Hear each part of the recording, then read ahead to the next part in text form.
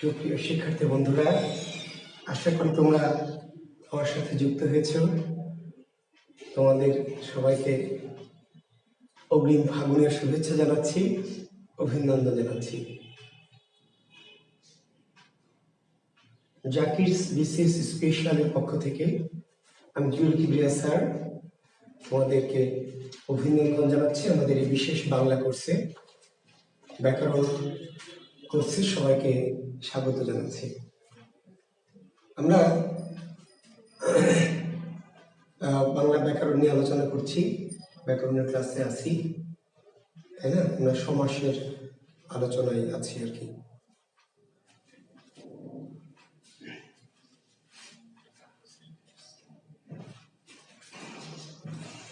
আচ্ছা, আসসালামু আলাইকুম স্যার। ওয়ালাইকুম আসসালাম।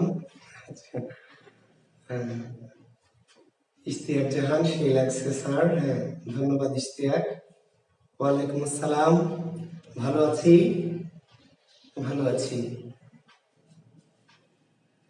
Sukhdev Goswami, nice Punjabi sir, thank you Sukhdev. সবার জন্য শুভকামনা। ওয়ালাইকুম আসসালাম। হ্যাঁ, সবার সালামের উত্তর একসাথে নিয়ে নিলাম। ওয়ালাইকুম আসসালাম ওয়া রাহমাতুল্লাহি ওয়া বারাকাতুহু। ধন্যবাদ হারুন আর রশিদ, জিয়াউদ্দিন, আল মামুন, আবু তালেব, আব্দুর রহিম। আচ্ছা, ধন্যবাদ সবাইকে, ধন্যবাদ। সবার জন্য শুভকামনা।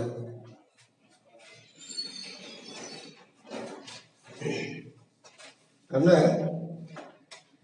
ক্লাস শুরু করছি। আপনাদের শুভেচ্ছা আমি নিলাম, অভিনন্দন নিলাম। আচ্ছা, যদিও আমাকে খুব ভালো লাগছে না, তাই না? আপনারা ইয়ং মানুষ, আপনাদেরকে ভালো লাগবে। আমি তো বুড়া মানুষের ভালো মন্দ নাই, তারপরেও সবাই বলছেন আমাকে সুন্দর লাগছে, এই জন্য আবারও ধন্যবাদ। সবার জন্য শুভকামনা। আচ্ছা, আমি কমেন্ট সব দেখবো না, তবে দু একটি না দেখলে আসলে অনেক সময় হয় না। আচ্ছা, ধন্যবাদ।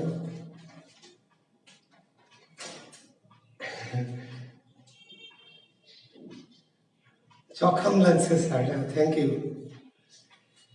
সবাইকে ফাল্গুনের শুভেচ্ছা, সবাইকে ফাল্গুনের অগ্রিম শুভেচ্ছা। সবার জীবনে ফাল্গুন নেমে আসুক, ঠিক আছে?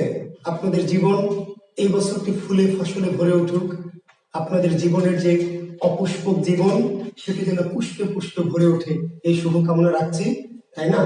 আপনি নিজে ফলবান হয়ে ওঠেন, ফুলে ফলে সুশোভিত হয়ে ওঠেন, এই কামনা, এই শুভকামনা রাখছি সবার জন্য।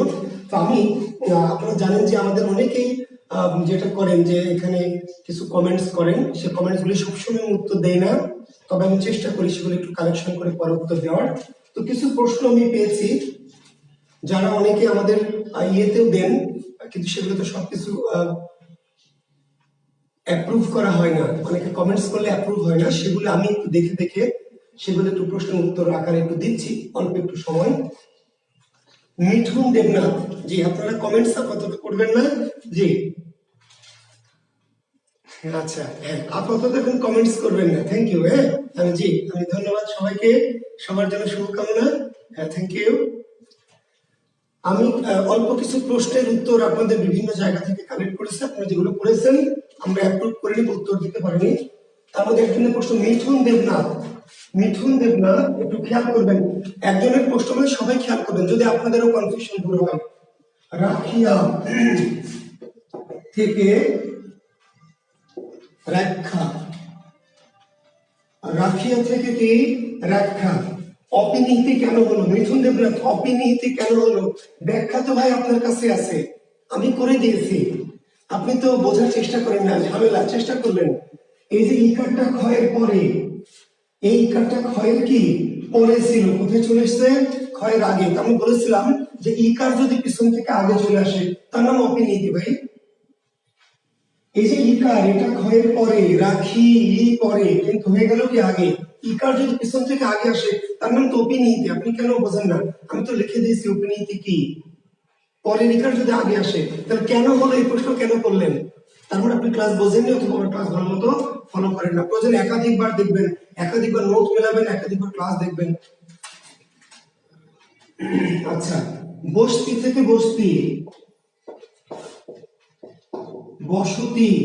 দেখেন এটা হলো বসতি, মিঠুন দেবনাথ আপনাকে বলছি, সবাইকে বলছি বসতি। এখানে হর্ষ নাই, এখানে হর্ষ। তো এই ছোটখাটো বিষয়গুলো বুঝতে হবে ভাই, যদি না বুঝেন তাহলে সারা জীবন প্রবলেমে থাকবেন। এই শয়ে অ আছে, এই শয়ে কি আছে? অ আছে, হর্ষ দেওয়া হলো মানে অ লোপ হয়ে গেল। স এখানে অ স, আর এইখানে শয়ে হর্ষ মানে অ লোপ, তাহলে এটার নাম কি? সরলোপ। আমি বলি সরলোপ কেমনে হলো স্যার? তো কেমনে হলো বুঝেছেন? এমনে হলো, অর্থাৎ এখানে অ ছিল, হর্ষ দিলে অটা লোপ পেয়ে গেল। এইখানে ছিল চলো, আর এটা হলো কি? চল। তাহলে এখানে ল এর সাথে অ ছিল, এখানে অ লোপ পেল, তাহলে এমনি হলো সরলোপ। তাহলে কেমনে হলো বুঝতে পেরেছেন? ওকে, আচ্ছা। তর্ক থেকে তক্ক, পরাগত নয় রকার লোপ কেন হলো স্যার? রকার লোপ হয়নি, এটি পরাগত সমীভবনই হয়েছে।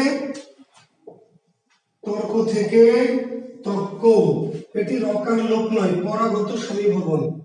কারণ রয় এবং ক দুটো কয় কয় হয়েছে। আপনি কোথায় পেয়েছেন এটি রকার লোপ আমি জানি না। আর যদি এখন একটা বিকল্প হলো, যদি কোথাও সমীভবন না থাকে তাহলে রকার লোপ দেওয়া যেতেও পারে, কারণ রটা কি ছিল, লোপ পেয়েছে নাই, যদিও রয়ের পরিবর্তে কয় এসেছে। এটি মূলত সমীভবন, মূলত কি দুটি রকম করে সমীভবন, পরাগত সমীভবন। তবে সমীভবন যদি কোনো অপশনে না থাকে তাহলে হালকা ভাবে, দুর্বল ভাবে একটু রকার লোপ বলা যেতেও পারে, না বলাই বেশি ভালো। আচ্ছা, পোক্ত থেকে পোক্ত শব্দটি হলো, বলেছেন পোক্ত, সেখান থেকে আপনি বললেন কি পোক্ত, এটি আপনি লিখেছেন, দেখবেন আপনি এটা আমাদের ইয়েতে দিয়েছেন, যদিও এগুলো অ্যাপ্রুভ হয়নি, বিধায় থেকে গেছে, প্রশ্ন উত্তর আকারে আসেনি। দেখেন তয় হস, যে ঘটনাটা একটু বোঝালাম একই জিনিস, পোক্ত তয় হস, আর এখানে তয়ের নিচে হর্ষ নাই, মানে এখানে তয় অ নাই আর এখানে তয় অ যুক্ত হয়েছে, তার মানে স্বর বেড়েছে। এখানে তয় হর্ষ দিয়েছেন আপনি, তার মানে তয়ের সাথে অ নাই, ছিল না, কিন্তু এখানে তয় হর্ষ দেননি, তার মানে কি তয়ের সাথে অযুক্ত করে দিচ্ছেন, এইভাবে এটি সরলোপ হবে। আর যদি খ কে খ ক হয়েছে, অল্প প্রাণী ভবনও হয়েছে, এটা অল্প প্রাণী ভবনও হয়েছে, স্বরাগমও হয়েছে। তো স্বরাগম থাকলে স্বরাগম দিবেন, অল্প প্রাণী থাকলে অল্প প্রাণী দিবেন। যদি বলেন স্যার যদি দুটোই থাকে তাহলে স্বরাগম দিবেন, তো অটা এখানে যুক্ত হয়েছে। এরকম আরেকটি শব্দ বলছি, শুনেন।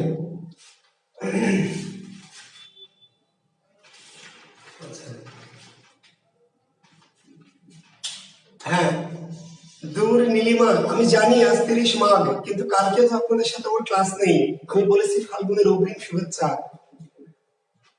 অগ্রিম ঈদের আগের দিন আপনি আমাকে শুভেচ্ছা দেন না? আগের রাতে কি ঈদ হয়?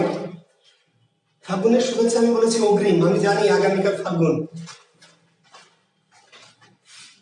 আচ্ছা, তো আমরা আসি, আরেকটি বলেছেন আপনি সন্ধ্যা, সন্ধ্যা থেকে কি সাঁঝ, যেটি এই প্রসঙ্গে বলছি শিক্ষার্থী বন্ধু, আপনি একটু খেয়াল করবেন, সবাই খেয়াল করবেন, সবাই ভালো করে মনে রাখবেন। এটি তয়ে অছিল না অযুক্ত হলো, তো সরাগম, কিন্তু খ ছিল মহাপ্রাণ, ক কি অল্প, তাহলে এটা অল্প প্রাণী ভবন বটে। কিছু কিছু শব্দে একাধিক পরিবর্তন করেছে, তাহলে এটি সরাগম বলতে পারবে কেউ, কেউ অল্প প্রাণী ভবন বলতে পারবে। বললে কাউকে আপনি ভুল বলতে পারবেন না, তো আপনাকে অপশন দেখে উত্তর দিতে হবে, অপশনে যা থাকবে সেটাকে উত্তর দিবেন। এখানে সন্ধ্যা থেকে সাঁঝ, এটা কিন্তু আমরা বলেছি নাসিক্য ভবন, কি ভবন বলেছি? নাসিক্য ভবন, অবশ্যই নাসিক্য ভবন, অবশ্যই। তবে যদি নাসিক্য ভবন অপশনে না থাকে তাহলে সরলোপ বলা যাবে। কেমনে বলা যাবে ভাই?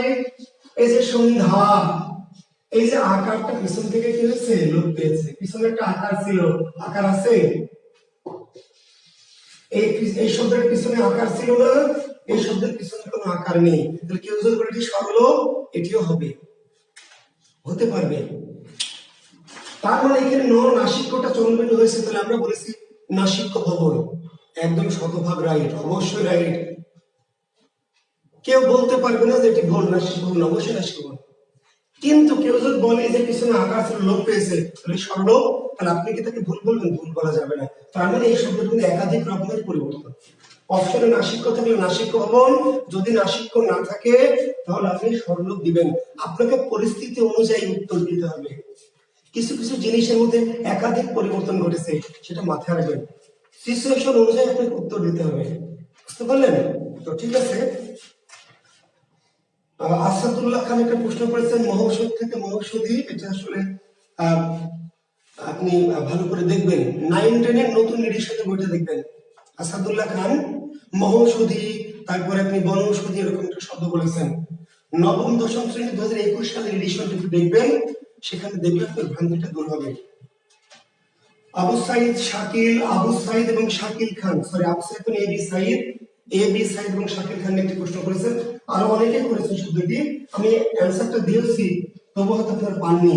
পৃথ্বীশ, এই শব্দটা আমরা উত্তর দিয়েছিলাম দীর্ঘ যোগ দীর্ঘ। পৃথ্বীশ শব্দটা কি? পৃথ্বী যোগ ইশ। পৃথ্বী শব্দের সন্ধি বিচ্ছেদ পৃথ্বী যোগ ইশ, পৃথ্বী যোগ ইশ। তাহলে কি পৃথ্বী যোগ ইশ যদি হয় তাহলে এই শব্দের শেষ বর্ণ দীর্ঘ ই, এর প্রথম বর্ণ দীর্ঘ ই। প্রথম শব্দের শেষ বর্ণ আর শেষ শব্দের কি প্রথম বর্ণ, মানে দীর্ঘ ই প্লাস দীর্ঘ ই। এটা অনেকে প্রশ্ন করেছেন, কেন করেছেন জানি না। অর্থাৎ আমরা সন্ধি নিয়ম বলেছি প্রথম শব্দের শেষ বর্ণ আর শেষ শব্দের প্রথম বর্ণ। তাহলে পৃথ্বী শব্দের সন্ধি বিচ্ছেদ পৃথ্বী যোগ ইশ। খেলা থেকে হালা, সুলতানা শিরিন, সুলতানা শিরিন একটা প্রশ্ন করেছেন। কি প্রশ্ন করেছেন? শালা থেকে হালা। এই প্রশ্ন অনেকের মনে থাকতে পারে, অবশ্য হয়েছে। তাহলে আমরা এর উত্তর দিয়েছি কি ঘোষী ভবন, ঘোষী ভবন দিয়েছে। ওনার প্রশ্ন হলো স্যার এটি তো অল্প, এটি তো মহা। এর উত্তর আমি একাধিকবার বলেছি। শিরিন আক্তার, আমার ক্লাস একাধিকবার শুনবেন, একাধিকবার, পরে আবার 3-4 বার করে দেখবেন। এর উত্তর একাধিকবার দিয়েছি, কিন্তু আপনি বোঝেননি অথবা বোঝার চেষ্টা করেননি। যখন অঘোষ ঘোষ হবে, অঘোষ যখন ঘোষ হয়ে গেছে তখন আপনার প্রাণ নিয়ে টানাটানি করার টাইম নাই, তো ভাই দরকার নাই। আমার কথাটি বোঝেননি, ক্লাস একাধিকবার দেখবেন। যখন অঘোষ বর্ণ ঘোষ হয়ে গেছে, যখন অঘোষ ঘোষ হয়েছে তখন আপনার প্রাণ নিয়ে টানাটানি করার কোনো দরকার নাই, কোনো সুযোগ নাই। প্রাণ নিয়ে টানাটানি করবেন কখন? যখন ঘোষ থেকে ঘোষ, অঘোষ থেকে অঘোষ। যখন ঘোষ থেকে ঘোষী হবে, অঘোষ থেকে অঘোষী হবে, তখন প্রাণ নিয়ে টানাটানি করবেন। যখন অঘোষ ঘোষ হয়ে গেছে তখন আর প্রাণ নিয়ে টানাটানি করা যাবে না। ঠিক আছে জি, তাহলে ঘোষী ভবন বলবেন এটাকে। আচ্ছা, সন্ধি কত প্রকার? এই প্রশ্নের উত্তর আজকে একটু কারেকশন দিব, শিক্ষার্থী বন্ধুরা ভালো করে শুনবেন কথাটি, বিভ্রান্ত হবেন না। সন্ধি এর আগের 9-10 এর বইয়ে নবম দশম শ্রেণীর বোর্ড ব্যাকরণে ছিল 2 প্রকার, 2 প্রকার। আপনাদের জ্ঞাতার্থ সবার উদ্দেশ্যে একটু কথা বলে ভালো করে শুনবেন। 9-10 এর বইটা 2021 সালে একটা নতুন সংস্করণ হয়েছে, একটা আমূল পরিবর্তন একটু হয়েছে, একটু লক্ষ্য করবেন। আগে ছিল মনির চৌধুরী স্যারের বইটি, নবম দশম শ্রেণীর বোর্ড ব্যাকরণ পাঠ্য ছিল। এই বছর আমাদের সরজিৎ সরকার স্যার, যিনি রাজশাহী বিশ্ববিদ্যালয় আইবিএস এর বর্তমান যিনি পরিচালক আর কি, তো এই 21 পদক প্রাপ্ত আমাদের সরজিৎ সরকার স্যারের ব্যাকরণটি এখন বোর্ডের পাঠ্য। অর্থাৎ আগে যে নবম দশম শ্রেণীর বোর্ড ব্যাকরণ ছিল মনির চৌধুরী রচিত, সেই বোর্ড ব্যাকরণ এখন পাঠ্য নেই। এখন নতুন নবম দশম শ্রেণীর বোর্ড ব্যাকরণের পাঠ্য হয়েছে কি সরজিৎ সরকার, ডক্টর সরজিৎ সরকার সম্পাদিত এই বইটি। নতুন এডিশনের বইটি একটু নিয়ে নেবেন। তো কিছু জায়গা কারেকশনের মধ্যে এই জায়গাটি একটি, যে সন্ধি কয় প্রকার, তার সিম্পল উত্তর 3 প্রকার, এটি দিবেন এখন থেকে। যেহেতু বোর্ড ব্যাকরণ এনসিটিভি মন্ত্রণালয় কর্তৃক স্বীকৃত যে ব্যাকরণ, সেটির উত্তর এনসিটিভি বা মন্ত্রণালয় বা বিএসসি গ্রহণ করবে। তাহলে আমি কারেকশনটা দিয়ে দিলাম। সন্ধি আমরা বলেছিলাম 2 প্রকার, কিন্তু এখন থেকে সন্ধির উত্তর দিবেন কি 3 প্রকার। ঠিক আছে, কাজে উত্তর কোশ্চেনের কারেকশন নিয়ে নিলাম। তো আমি আজকে আসছি সমাসে, আমার সমাস থেকে আলোচনা চলছে। আমি কোনো প্রশ্ন আপনাদের সমাস থেকে নিব না, আমি সমাসের প্রশ্ন নিব সমাসের কি শেষে। আমি বলেছি আবার, যার মনে যত রকম প্রশ্ন আছে সব প্রশ্ন নিজেদের খাতায় নোট করবেন, একটা পেজ রাখবেন প্রশ্ন করার, আমাকে করবেন না, কমেন্টসে করবেন না, নিজেদের নোটে করবেন খাতায়। আমার সন্ধির সমস্যার আলোচনা যখন শেষ হবে দেখবেন সব প্রশ্নের উত্তরের সমাধান হয়ে গেছে।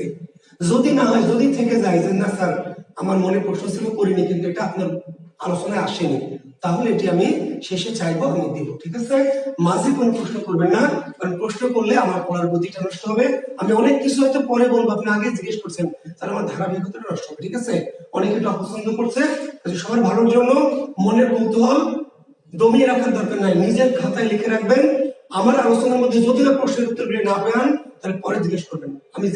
আমি বলবো যে সমষ্টি আপনাদের সমস্যা বলেন। ধন্যবাদ। শিক্ষার্থী বন্ধুরা, আমি সমস্যার কাছে আসি।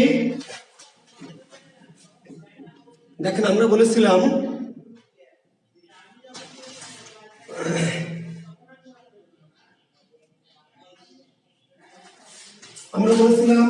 যে সমাস 6 প্রকার, মনে আছে? সমাস কয় প্রকার? 6 প্রকার। পদের ভিত্তিতে কয় প্রকার? পদের ভিত্তিতে বলেছিলাম 4 প্রকার, তাই না? যদি বলে প্রধানত কয় প্রকার? প্রধানত তাও বলবেন 4 প্রকার। তাহলে কথাটা কারেকশনটা নেবেন। সমাস কয় প্রকার? 6 প্রকার। মোট কয় প্রকার? 6 প্রকার। পদের ভিত্তিতে কয় প্রকার? গতদিন বলেছিলাম পদের ভিত্তিতে 4 প্রকার। পরপদের প্রাধান্য, পূর্ব পদের প্রাধান্য, উভয় পদের প্রাধান্য, কোন পদের প্রাধান্য নাই, তাই না বলেছিলাম? আর যদি বলি প্রধানত কয় প্রকার? সমাস প্রধানত তো 4 প্রকার। প্রধানত 4 প্রকার কি কি একটু লিখে নেন। দ্বন্দ্ব, কর্মধারয়, তৎপুরুষ এবং বহুব্রীহি। সমাস প্রধানত যদি বলে তাহলে 4 প্রকার।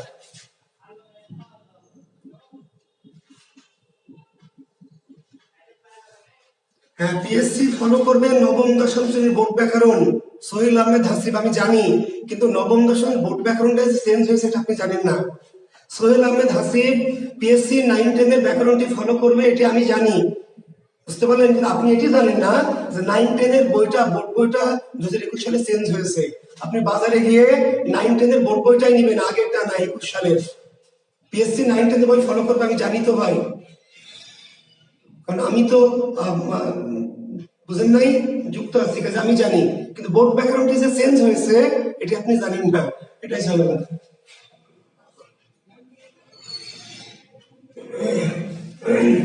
তাহলে সমাস প্রধানত কয় প্রকার? 4 প্রকার। দ্বন্দ্ব, কর্মধারয়, তৎপুরুষ এবং বহুব্রীহি। ঠিক আছে, ক্লিয়ার? আমরা গতদিন দ্বন্দ্ব সমাসের ভাগ করে পড়িয়েছি। আজকে আমরা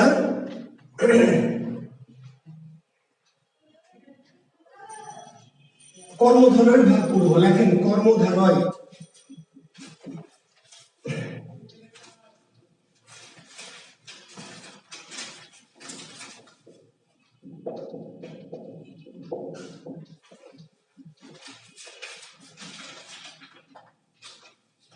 সাপে নেউলে দ্বন্দ্ব সমাস, তো বিভক্তি যুক্ত থাকলে আপনার অলুক দ্বন্দ্ব বলে ভালো হবে।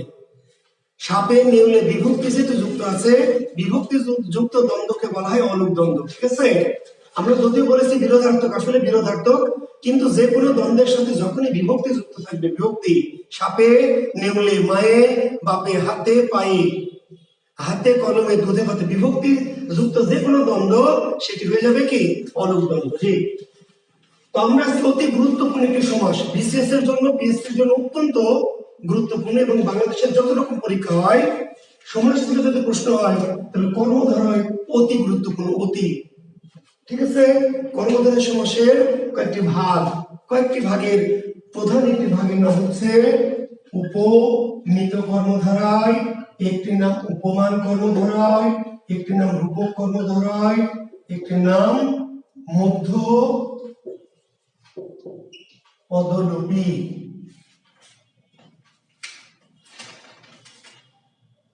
কর্মধারয় সমাসের বেশ কিছু ভাগ, কাজে পরীক্ষায় বলবে আপনাকে যে কোন সমাস, তা বলবে না।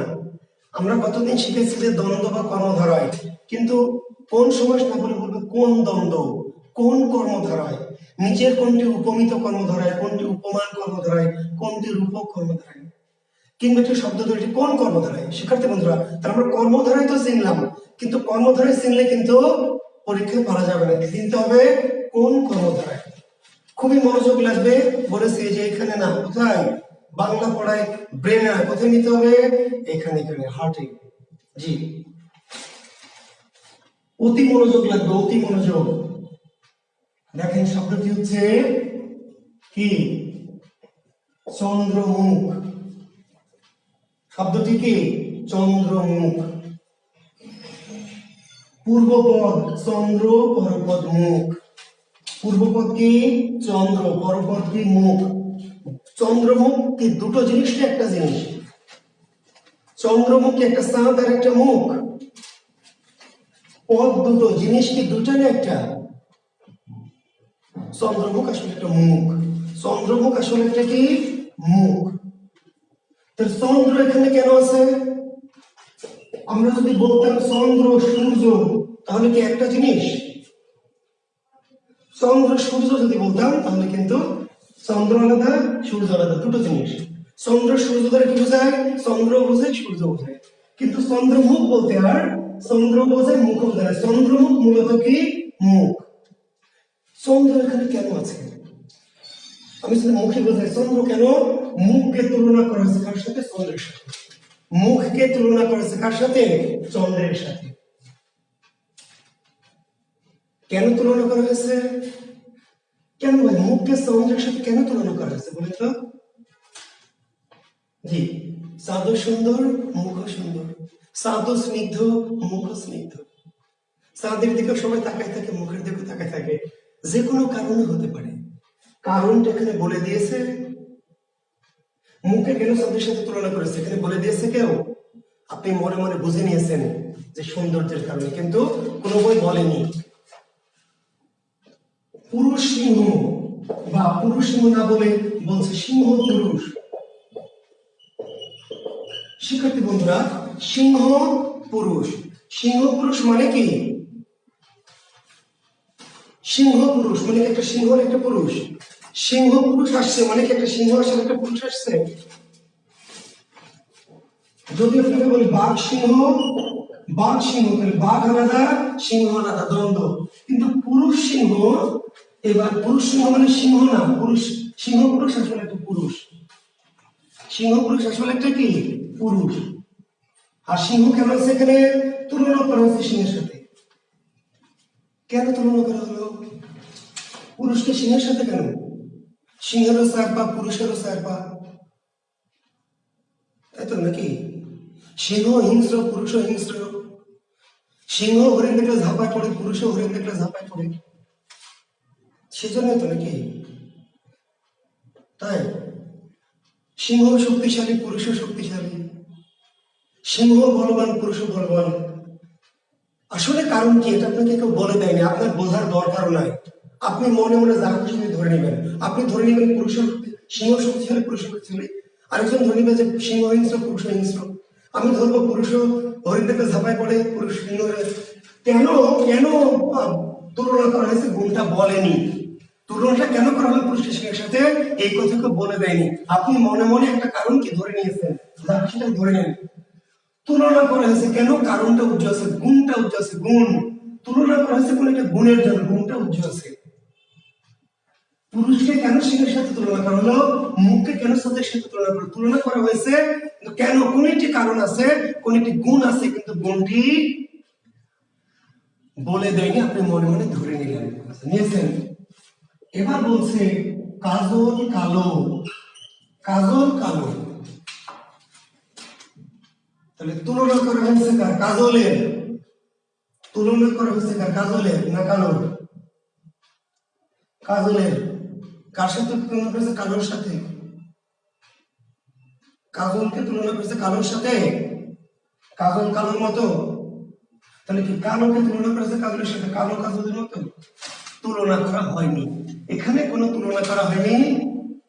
জিনিসই তো একটা আছে, বস্তুই তো একটা। তুলনা কেমন হবে? তুলনা করতে হলে দুটি জিনিস লাগবে, পদ দুটি, কিন্তু জিনিস একটা। কাজল একটা বস্তু, কাজলটা দেখতে কেমন? কালো। কাজলটার গুণ কি? কাজলটার কোয়ালিটি কি? কাজলটা হচ্ছে কালো। তুষার, শুভ্র, দুটি পদ, কিন্তু তুষার একটা বস্তু, এটাকে শুভ্রের সাথে তুলনা করা হয়নি, শুভ্রকেও তুষারের সাথে তুলনা করা হয়নি। এই তুষার বস্তুটার গুণ কি, কোয়ালিটি কি, দেখতে কেমন? শুভ্র, সাদা। সিঁদুর, রাঙা। তাহলে সিঁদুরকে রাঙার সাথে তুলনা করা হয়েছে নাকি রাঙাকে সিঁদুরের সাথে? বলেন। তুলনা করা হয়নি ভাই, জিনিসই তো একটা আছে, তুলনা কেমনে হবে? সিঁদুর একটা জিনিস, রাঙা তো কোনো জিনিস না। রাঙাটা কি? সিঁদুর বস্তুটারই গুণ। শিক্ষার্থী বন্ধুরা ভালো করে খেয়াল করেন, যে কথাটি বলছি মনোযোগ দেন। দুটি করে পদ, পূর্বপদ পরপদ, পূর্বপদ পরপদ, পূর্বপদ পরপদ, সব ক্ষেত্রে পূর্বপদ পরপদ।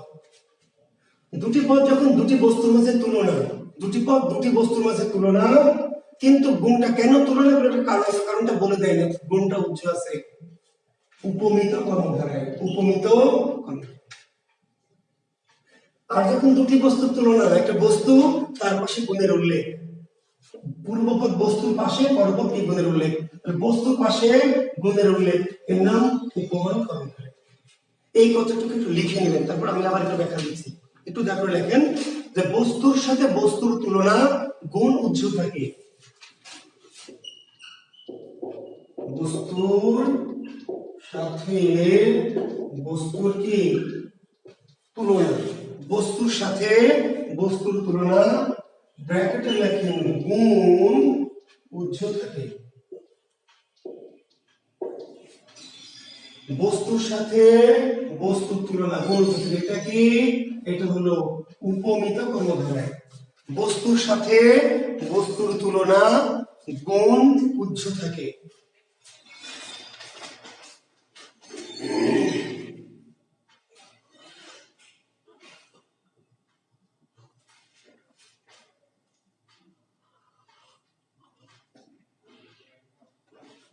বস্তুর সাথে বস্তুর তুলনা, গুণ উচ্চ থাকে, এর নাম কি? উপমিত কর্মধারায়। এবার লেখেন বস্তুর পাশে গুণের উল্লেখ, বস্তুর পাশে গুণের কি উল্লেখ, দেখা যাচ্ছে কি? আচ্ছা, বস্তুর পাশে গুণের উল্লেখ, বস্তুর পাশে গুণের উল্লেখ কি? এটি হলো উপমান। বস্তুর পাশে গুণের উল্লেখ কি? উপমান। নিচে লিখছি বস্তুর পাশে গুণের উল্লেখ, বস্তুর পাশে গুণের উল্লেখ।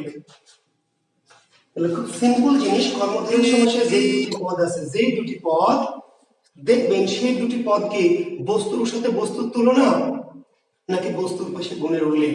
যদি বস্তুর সাথে বস্তুর তুলনা হয়, গুণ উচ্চ থাকে, তাহলে উপমিত কর্মধারয়। আর বস্তুর পাশে যদি গুণ উল্লেখ করা হয়, তার নাম উপমান কর্মধারয়।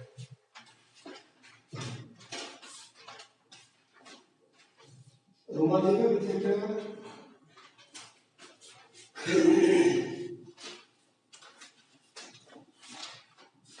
শিক্ষার্থী বন্ধুরা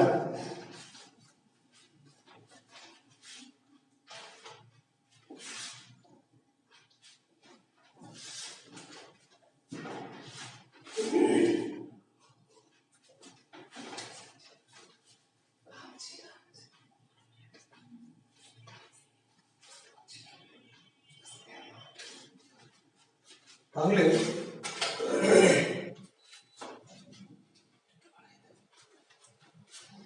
দেখেন, এবার আমি আপনাদের একটু টেস্ট নিচ্ছি, আমার কথাটা বুঝেছেন কিনা, কতটুকু বুঝেছেন। ঠিক আছে, আমি একটু দেখছি। এখন এদের শব্দটি হচ্ছে ফুলকুমারী। এবার আমার সাথে আসেন, আপনি বুঝেছেন কিনা, কতটুকু বুঝেছেন আমি একটু চেক করতে চাই। ফুলকুমারী, পরীক্ষক বলবে এটি কোন কর্মধারায় সমাস? ফুলকুমারী কোন কর্মধারায়? তাহলে আমরা দেখবো যে দুটি পদ ফুলকুমারী, তাহলে ফুলকুমারী মানে কি? একটা ফুল আর একটা কুমারী। ফুলকুমারী আসলে কুমারী, বোঝা যাচ্ছে কুমারীকে। কুমারী কেমন? কুমারীর তুলনা করেছে কার সাথে? ফুলের সাথে। তাহলে কুমারীকে তুলনা করেছে কার সাথে? ফুলের সাথে। কেন? কারণ কি? কারণ একটা কিছু আছে, এটা আমরা জানি না, জানার দরকার নাই। আর যদি মনে মনে ধরে নেন, ধরে নিতে পারেন যে ফুলও সুন্দর, কুমারীও সুন্দর, ফুলও স্নিগ্ধ, কুমারীও স্নিগ্ধ। ফুলও লাল কুমারীও লাল, ফুলেরও পাপড়ি থাকে কুমারেরও পাপড়ি থাকে, যা খুশি তাই ধরে নেন, দ্যাট ইজ ইউর খুশখুশ, তাতে কিছু যায় আসে না, ধরে নেওয়ার দরকার নাই। কুমারীকে ফুলের সাথে তুলনা করছে কেন? কিছু না কিছু একটা কারণ আছে, কারণটা তখন বলে দেয়নি। অর্থাৎ একটা জিনিসের সাথে একটা জিনিসের কি তুলনা, গুণটা উজ্জ্বল আছে। উপমিত কর্মধারে, উপমিত কর্মধারে।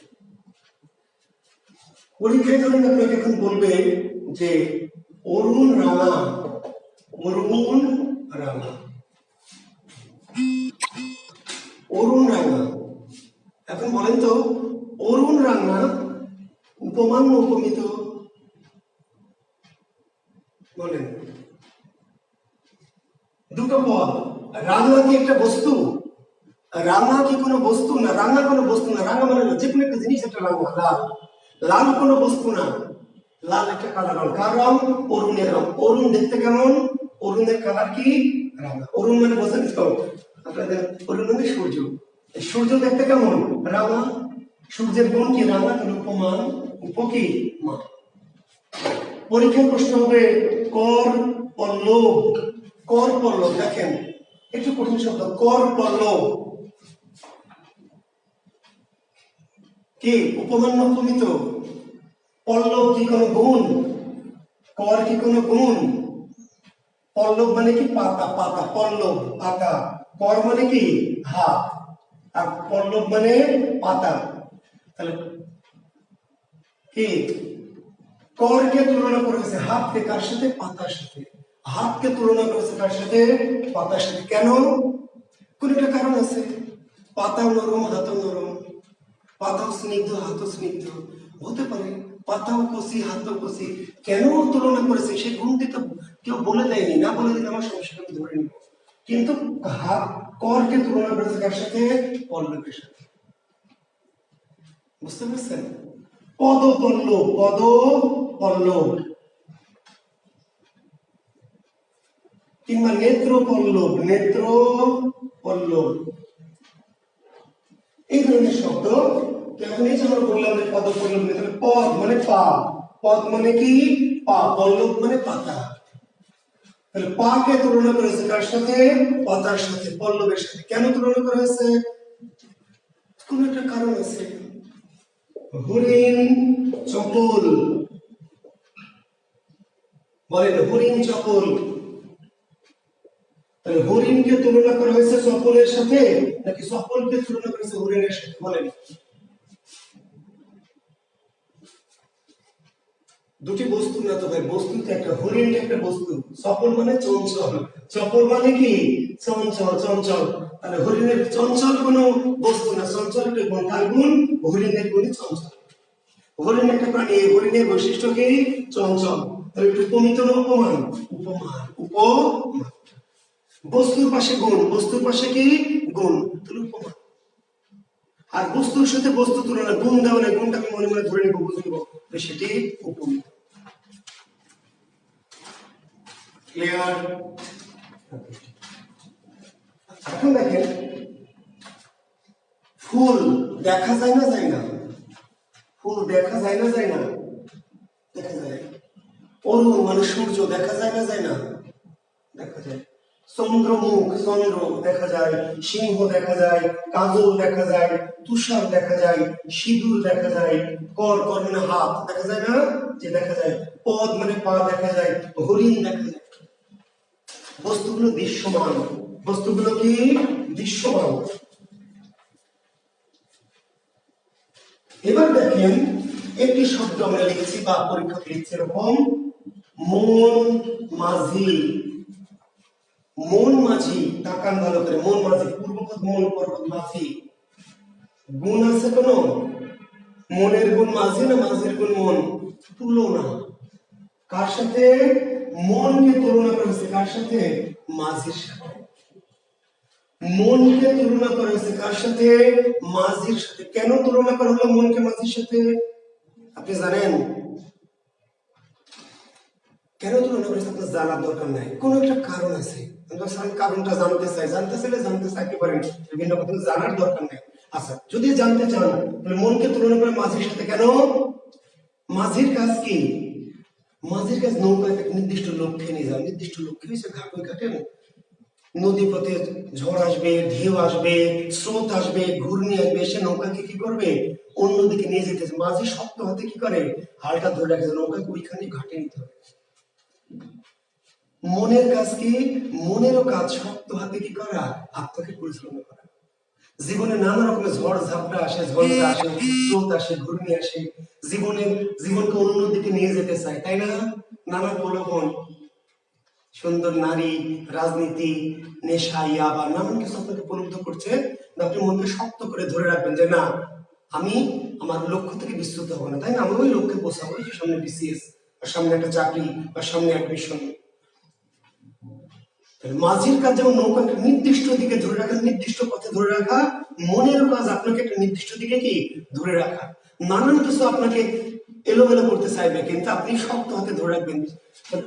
মনকে তুলনা করেছে মাঝির সাথে। কেন? তার কারণ বললাম। কারণ আপনার জানা বাধ্যতামূলক না ভাই, কারণটা কোথাও দেওয়া নাই, আপনি মনে মনে ধরে নেবেন। তুলনা করা হয়েছে মনকে কার সাথে? মাঝির সাথে। কেন? কোন একটা কারণ আছে, কোন একটা কারণ আছে, ঠাট্টা জানার দরকার নেই। তাহলে দেখেন উপমিত, গুণ উজ্জ্বল উপমিত, কিন্তু উপমিত না বলে এটাকে বলা হয়েছে রূপক। উপমিতের মতোই, আবার বলছি, উপমিতের মতোই দুটি পদের তুলনা, দুটি বস্তুর তুলনা। কিন্তু তুলনাটা কেন করেছে? কোন একটা কারণ আছে, কারণটা কেউ বলে দেয়নি, আপনি বুঝে নিলেন, মনে মনে ধরে নিলেন। তাহলে এটা উপমিত রূপক কেন? এইখানে কাহিনী। মন দেখা যায়, মন দেখা যাবে না সেটা তো। মন দেখেননি? মন দেখেছেন? দেখেননি তো দিলেন যে অনেকে, কালকে যে দিবেন কাউকে, কি হবে এবার? এই মন তোমাকে দিলাম, সকালে দিবেন সুমিকে, বিকেলে দিবেন জুইকে, তাই না? সন্ধ্যায় দিবেন কাকে? মৌসুমীকে। রাতে দিবেন কাকে? খালাতো বোন সাদিয়াকে। কেমনে দিবেন মন? কেমনে দিবেন? দেওয়া যাবেন মন? আমার অনেক মেয়ে শিক্ষার্থী অনেক সুন্দরী, অনেক মন ভেঙেছেন না? সারা জীবন অনেক মন ভেঙেছেন তো? মন ভাঙা যায় তো, তাহলে দেখা যাবে না? মন দেখা যায় না, মন দেখা যায়। এই যে দিলাম, দিলাম, কি দিলাম, নিলাম, মন ভাঙলাম, আসলে দেখা যায় না, সব ভুয়া কথা। মন দেওয়া নেওয়া এটা সব ভুয়ামি, কিচ্ছু না। মন আসলে দেওয়া নেওয়ার কোনো বিষয় না, কোনো মাল না। মন একটু অনুভব, দেখা যায় না, দেখা যায় না। কিন্তু ব্যাকরণ বললো মন দেখা যায়, এখানে তো ঝামেলা। বাংলা ব্যাকরণ এই বেটা, বেদব ব্যাকরণ বলছে মন দেখা যায়। মন দেখতে কার মতো? মাঝির মতো হয়েছে। কেন বলেছে মাঝির মতো হয়েছে? যার রূপ নেই, মনের কোন রূপ নেই, মনকে রূপ দেওয়া হয়েছে। অরূপ বা অদৃশ্য কোন জিনিসকে দৃশ্যমান বলছে না। আবার বলছি, ভালো করে শোনেন, আমি যা বলছি এটি বাংলাদেশের অন্য কোনো জায়গায় পাওয়া খুব মুশকিল। আমি যা বলছি অনুভবে নেন। উপমিতের মতোই তুলনা, একটা জিনিস আরেকটা জিনিসের সাথে তুলনা। পার্থক্য কি উপমিতের সাথে? উপমিত হলো দৃশ্যমান দৃশ্যের তুলনা। চাঁদ দেখা যায়, সূর্য দেখা যায়, ফুল দেখা যায়, সিংহ দেখা যায়, দৃশ্যমান বস্তুর তুলনা। আর মন কি? অরূপ অদৃশ্য। তাহলে অরূপ বা অদৃশ্য বস্তুর তুলনাকে বলা হয় রূপক। লিখে নেন, অরূপ বা অদৃশ্য বস্তুর তুলনাকে, অরূপ বা অদৃশ্য বস্তুর তুলনাকে বলা হয় কি? বলা হয় এই যে রূপক কর্মধারায়। অরূপ বা অদৃশ্য বস্তুর তুলনাকে বলা হয় রূপক কর্মধারায়।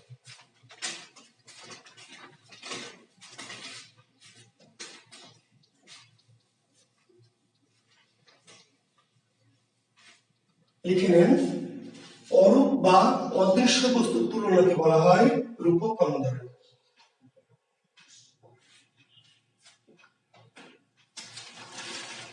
শিক্ষার্থী বন্ধুরা, এবার একটু উদাহরণ আসছে, দেখেন। প্রাণ পাখি, প্রাণ, এই যে প্রাণ আর পাখি তুলনা করা হয়েছে। প্রাণকে তুলনা করেছে কার সাথে? পাখির সাথে। প্রাণকে তুলনা করেছে পাখির সাথে। কেন তুলনা করা হয়েছে? কোন একটা কারণ আছে, কারণটা জানার দরকার নাই। সমাস নির্ণয়ের জন্য কারণ জানার দরকার নাই। হ্যাঁ, জানলে ভালো লাগলো, জানলে একটু ভালো লাগলো। আচ্ছা, কেন কারণ? প্রাণ কি? পাখি কি? খাসার পাখি। আসলে প্রাণটাও খাসার পাখির মতো। খাসা খোলা পেলে পাখি কি করে? যে কোনো চান্সে কি উড়ে চলে যায়, উড়ে গেলে ফিরে আসে না। পাখি খাসা যে কোনো ফাঁক করে উড়ে যায় আর আসে না। তাহলে প্রাণ কি উড়ে যাবে। খাঁচার দরজা কোন একটা ফাঁক যখনই পাবে এরকম করে ধরবে না, শেষ। হ্যাঁ, ব্যথা করছে, শেষ, উড়ে যাবে, আর আসবে না। প্রাণকে তুলনা করলো কার সাথে? পাখির সাথে তুলনা করেছে। কেন? কোন একটা কারণ আছে, কারণ আপনি জানেন না, জানার দরকার নেই। কিন্তু প্রবলেমটা হলো উপমিতের মতো, উপমিতের মতো তুলনা, কোন একটা কারণ আছে, কিন্তু কেন কারণ আপনি জানেন না। কিন্তু কেন রূপক? প্রাণ দেখা যায় না, প্রাণ দৃশ্যমান না, প্রাণ দেখা যায় না, যায় না, দেখা যায়।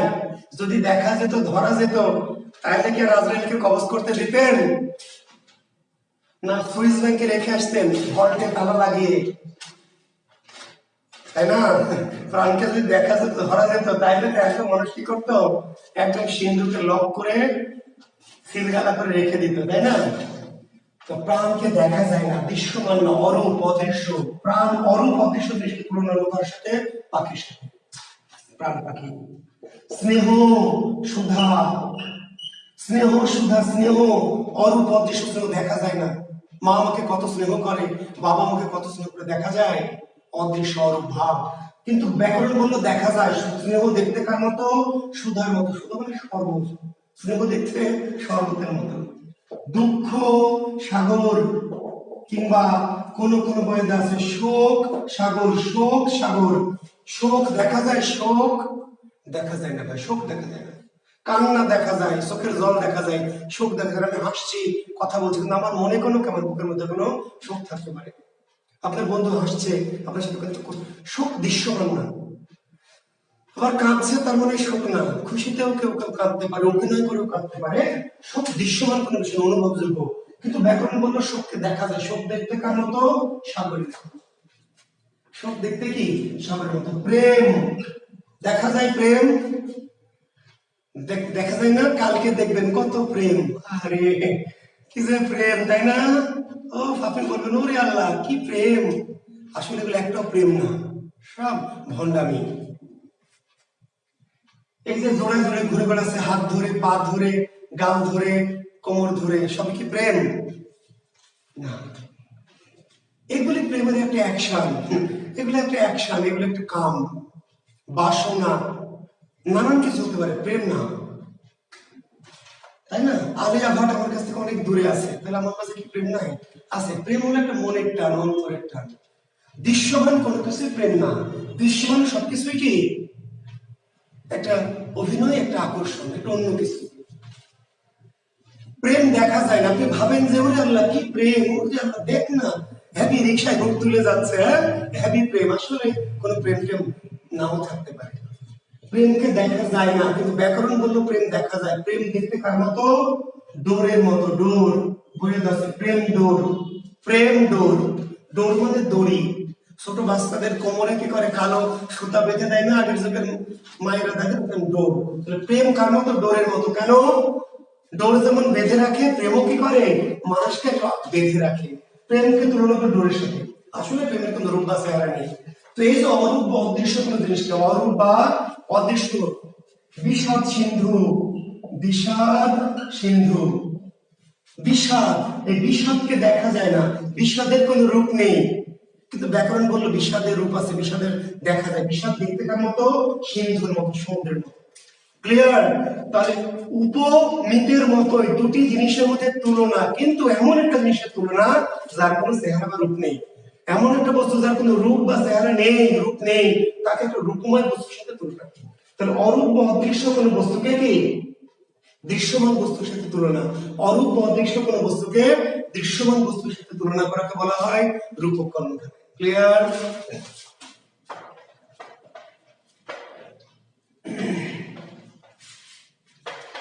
এখন দেখেন মধ্য পদলোপী কর্মধারয়। সবচেয়ে সহজ কর্মধারের নাম হচ্ছে মধ্য পদলোপী কর্মধারয়। ব্যাকরণের সবচেয়ে সহজ কর্মধারয়ের নাম কি? মধ্য পদলোপী কর্মধারয়। দেখেন যে কর্মধারয়ে মধ্যপদের লোপ হয়, যে কর্মধারয়ে মধ্যপদের লোপ হয়,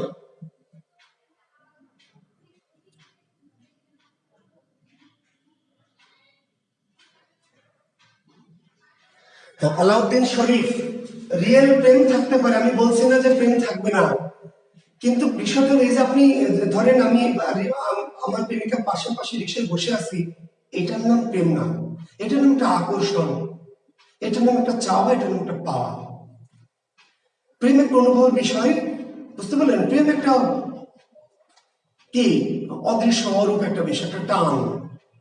এখন এই যে কাছে আসতে হবে, হাত ধরতে হবে, এটি হচ্ছে অন্য জিনিস, এটি আকর্ষণ, এটি মোহ, এটি কামনা, বুঝতে পেরেছেন? হ্যাঁ, আমি সাহিত্য যখন পড়াবো তখন প্রেম বোঝাবো আপনাদের, বুঝতে পারলেন? আসলে আপনি যেটাকে প্রেম ভাবেন এটি প্রেম নয়। প্রেম কি সাহিত্যের ক্লাস যদি সাহিত্যের কোর্স করায় অনেকে বলছেন, তখন চেষ্টা করবো। তো মধ্যপদলোপী কর্মধারা দেখেন, সিংহাসন। আচ্ছা, আমি ইয়েটা বলেছি, সংজ্ঞাটা একবার লিখে নেবেন। ঠিক, যে সমাসে মধ্যপদের লোপ ঘটে, যে সমাসে মধ্যপদের লোপ ঘটে।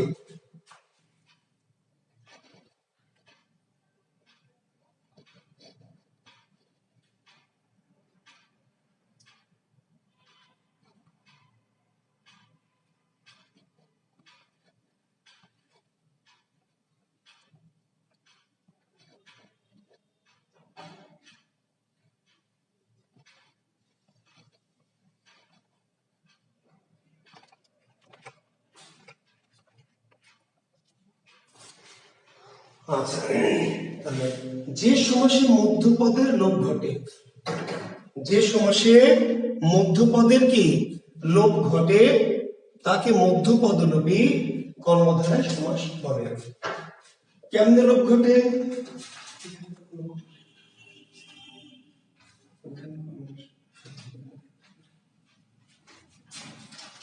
প্লেস দেখেন, পূর্বপদ সিংহ, পরপদ কি আসন, দুটো পদ, সিংহ পরপদটা কি আসন, কিন্তু আসলে শব্দটা ছিল এমন যে সিংহ চিহ্নিত আসন, সিংহ চিহ্নিত আসন, শব্দটা মূলত ছিল কি সিংহ চিহ্নিত আসন, কিন্তু আমরা সমাস করতে গিয়ে বানালাম কি সিংহাসন।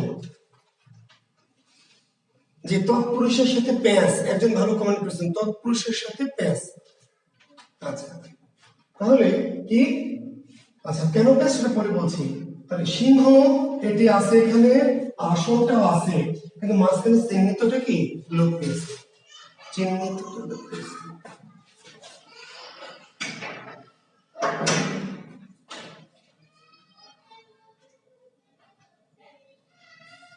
বুঝতে পেরেছেন? সিংহ চিহ্নিত আসন, সিংহ আছে, পরপদ আসন আছে, মধ্যপদ চিহ্নিতটা লোপ পেয়েছে, মধ্যপদ হবে কর্মধারয়। এখন দেখেন শব্দটি হলো বিলাত ফেরত, কি ফেরত? বিলাত ফেরত, বিলাত ফেরত। এখন এটা ছিল কি বিলাত হতে ফেরত বা বিলাত থেকে ফেরত। তাহলে বিলাত পূর্ব পদ আছে, ফেরত পরপদ আছে, থেকে মধ্যপদ লোপ পেয়েছে। তাহলে সেম টু সেম, এখানে তিনটা পদ মধ্যপদ চিহ্নিত লোপ পেল, এখানে তিনটা পদ মধ্যপদ থেকে লোপ পেল, কিন্তু এটার নাম মধ্যপদলোপী, এটা কিন্তু মধ্যপদলোপী না, এটার নাম কি? এটার নাম হলো তৎপুরুষ। তাহলে পেজ আপনার এই জন্য লাগবে, পার্থক্যটা কি? এটা কিন্তু মধ্যপদ না, এটা হলো বিভক্তি। এই যে থেকেটা মধ্যপদ না, থেকে বলেন বা হতে বলেন, এটা তো মধ্যপদ না, এটা বিভক্তি ভাই। তাহলে বিভক্তি গুলো আমাদেরকে চিনে রাখতে হবে, মনে রাখতে হবে। একই রকম তিনটা পদ ছিল, মাঝের পদটা লোপ পেল, কিন্তু এটা মধ্যপদ লোপ, এটা মধ্যপদ লোপ, এটা কি তৎপুরুষ। কেন তৎপুরুষ? এটা তৎপুরুষ এই জন্য যে এটা হলো কি মধ্যপদ বিভক্তি।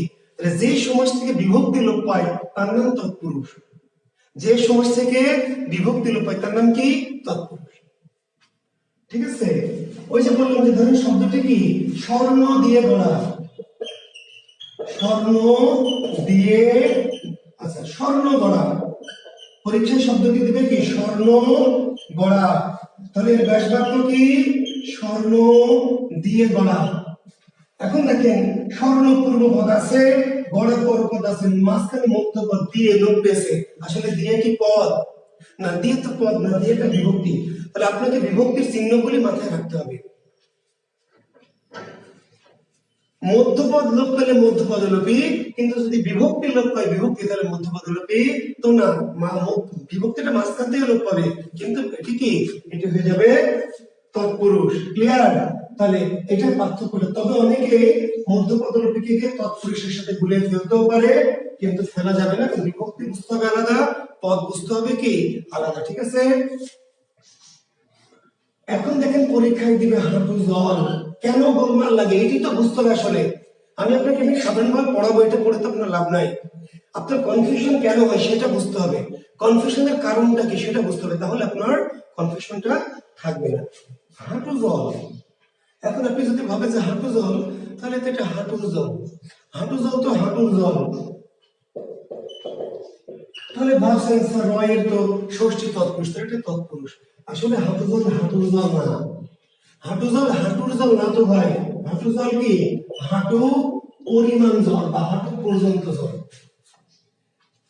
এখন আপনি ভাবছেন হাঁটু জল হাঁটুর জল, তাহলে তো ঝামেলা। হাঁটু জল হাঁটুর জল না, গলা পানি গলার পানি না, গলা পানি।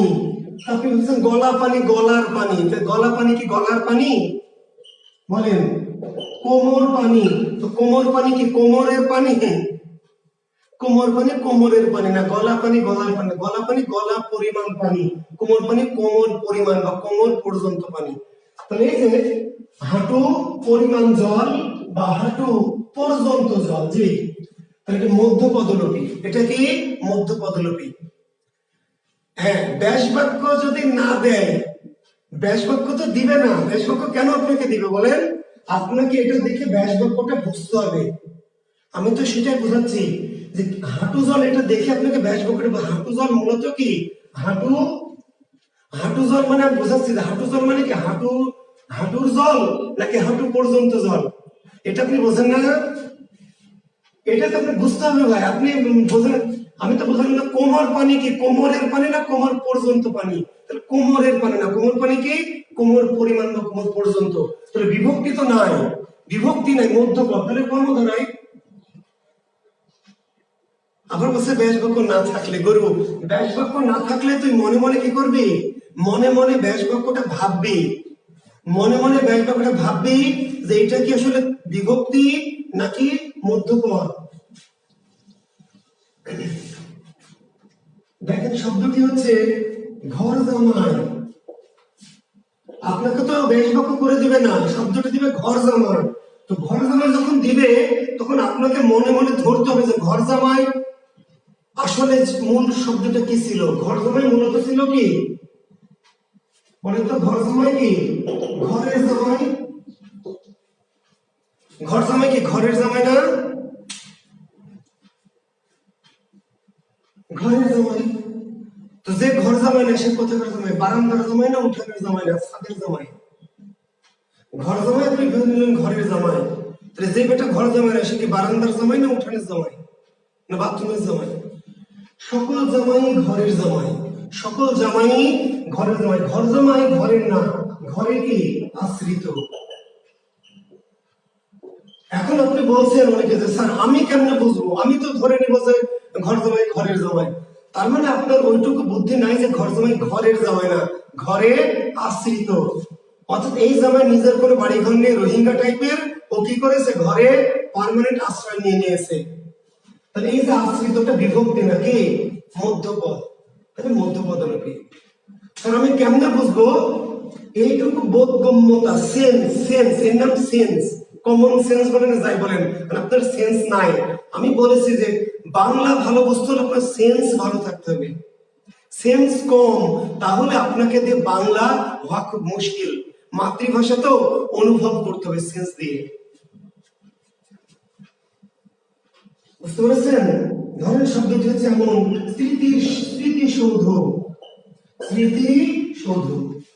তো আপনাকে স্মৃতিসৌধ এটা দেখে কি করতে হবে, এটা দেখে আপনাকে অনুভব করতে হবে স্মৃতিসৌধ আসলে বিষয়টা কি। ব্যাস বাক্য তো দিবে না, ব্যাস বাক্যটা আপনাকে মনে মনে কি করতে হবে, আপনাকে অনুভব করতে হবে। স্মৃতিসৌধ মানে, এখন আপনি ধরে নেন স্মৃতিসৌধ মানে স্মৃতির সৌধ।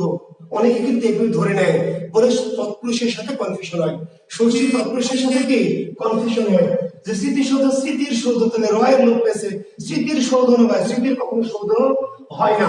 স্মৃতিসৌধ স্মৃতির সৌধ নাকি স্মৃতি রক্ষার্থে সৌধ। স্মৃতিসৌধ স্মৃতি স্মৃতি দিয়ে নির্মিত সৌধ না, স্মৃতি রক্ষার্থে, আমরা স্মৃতি রক্ষা করতে চাই, তাহলে স্মৃতি রক্ষার্থে সৌধ, স্মৃতি রক্ষার্থে। তাহলে ওই যে স্মৃতি আছে, সৌধ আছে, রক্ষার্থেটা লোপ পেয়েছে, রক্ষার্থেটাতে কোনো বিভক্তি না, পদের মধ্যে পদ। এখন আপনি যদি বলেন যে স্যার আমি স্মৃতির সৌধ ভাববো, আপনার কি, আপনি স্মৃতির সৌধ ভাবলে হবে না, কারণ আপনি ভাবেন যে স্মৃতির সৌধ না, সৌধটা স্মৃতি রক্ষা করার জন্য, সৌধটা কি স্মৃতি রক্ষা করার জন্য, বুঝতে পারলেন? শহীদ মিনার শহীদদের মিনার না ভাই, ওইখানে শহীদ খাড়া করে রাখা হয়নি। শহীদ মিনার শহীদদের মিনার না, শহীদ খাড়া করে রাখা হয়নি, ঠিক আছে? শহীদদের উদ্দেশ্যে যে মিনার, শহীদদের উদ্দেশ্যে, শহীদদের কি উদ্দেশ্যে নির্মিত মিনার, তাহলে ওই যে উদ্দেশ্যে মধ্যপদে। তো ব্যাস বাক্য তো আসতেই পারে, যদিও চাকরির পরীক্ষায়, জবের পরীক্ষায়, অ্যাডমিশনে বা প্রতিযোগিতার পরীক্ষায় মূলত সমাজটি ব্যাস বাক্য আসতে পারে। তো এলে তো আপনার কাছে বললাম যে আপনাকে অনুভব করতে হবে যে স্মৃতিসৌধ কি স্মৃতির সৌধ নাকি স্মৃতি রক্ষার্থে সৌধ। শহীদ মিনার কি শহীদদের মিনার না শহীদদের কি স্মৃতির উদ্দেশ্যে মিনার। ঘর জামাই কি ঘরের জামাই না ঘরে আশ্রিত জামাই। এখন আপনার সেন্স কম, আপনার সেন্স কম, তাহলে কি আপনি লেখাপড়া করবেন না?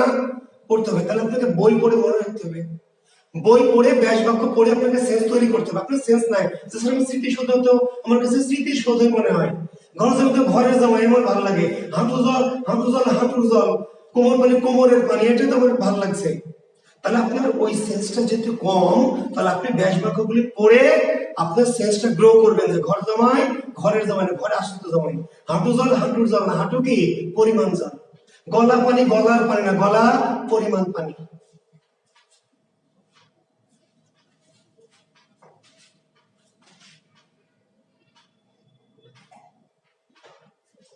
গোবর গণেশ একজন বলেছে, হ্যাঁ গোবরে জন্মাইছে গণেশ বা গোবরে জন্মানো গণেশ, মধ্যপদলোপী করণ ধরে, ঠিক আছে?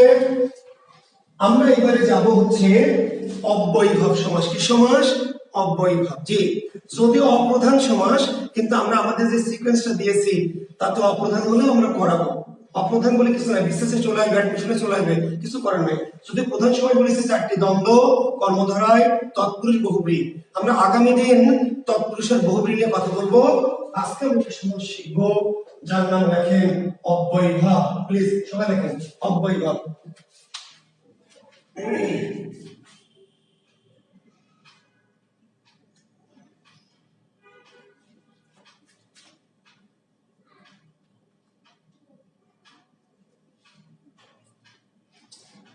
অব্যয়ীভাব প্লিজ দেখেন।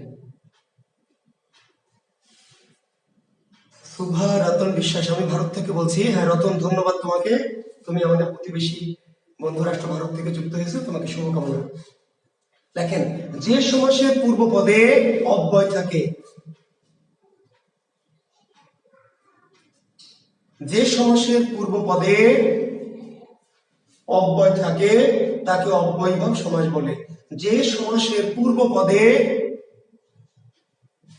অব্যয় থাকে, যে সমাসের পূর্ব পদে অব্যয় থাকে তাকে অব্যয়ীভাব সমাস বলে। যে সমাসের পূর্ব পদে কি অব্যয় থাকে তাকে অব্যয়ীভাব সমাস বলে।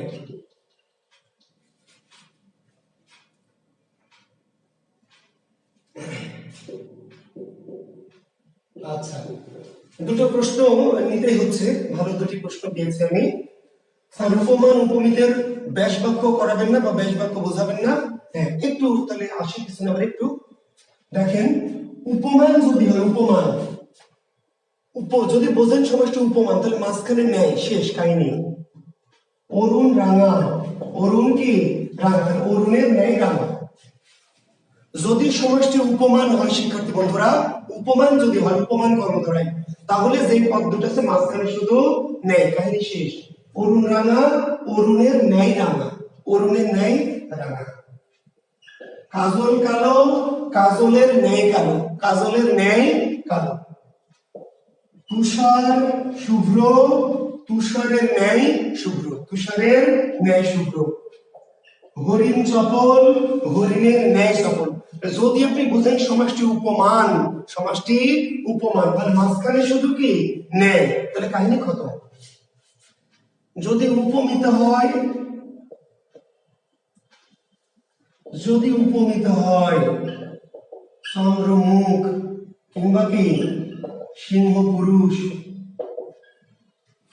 যদি উপমিত কর্মধারায় হয় তাহলে কি, তাহলে ন্যায়টা মাঝে বসানো যাবে, শেষেও বসানো যাবে। এখানে একটা ঝামেলা আছে, উপমিততে ন্যায় মাঝেও বসানো যাবে, শেষেও। অর্থ ঠিক রেখে, অর্থ চন্দ্রমুখ কি বলতে হবে? আচ্ছা, তুলনা করা হয়েছে কার?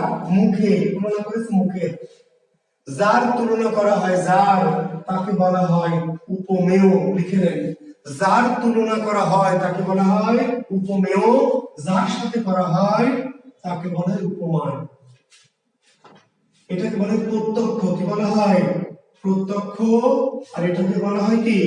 পরোক্ষ।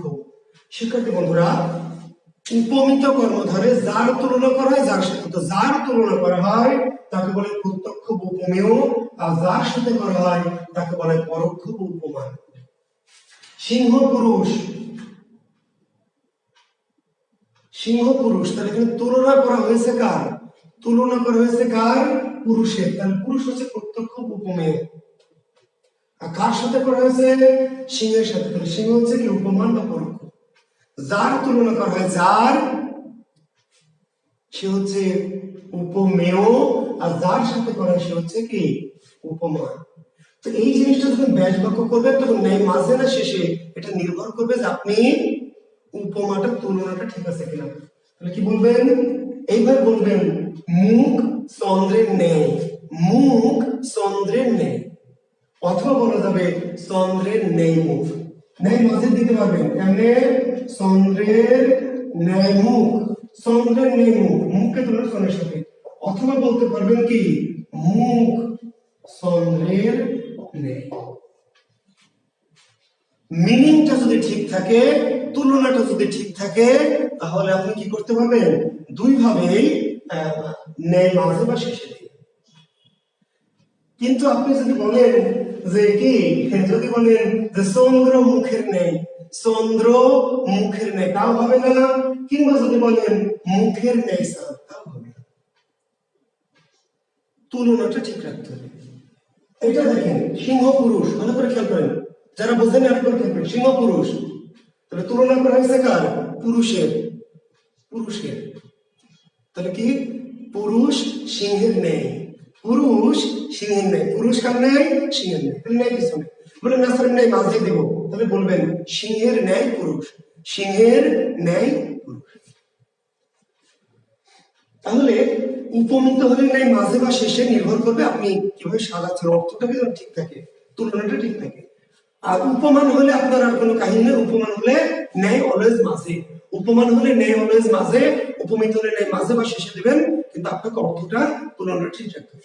আর রূপক যদি হয় তাহলে মাঝখানে রূপ, যদি বুঝেন রূপক, রূপক কর্মধারায়, তাহলে আপনার কোনো কাহিনী নেই, মাঝখানে শুধু রূপ। তাহলে মন মাঝি, মন রূপ মাঝি, প্রাণ পাখি, প্রাণ রূপ পাখি, মায়াডোর, মায়ের রূপ ডোর, বিষাদ সিন্ধু, বিষাদ রূপ।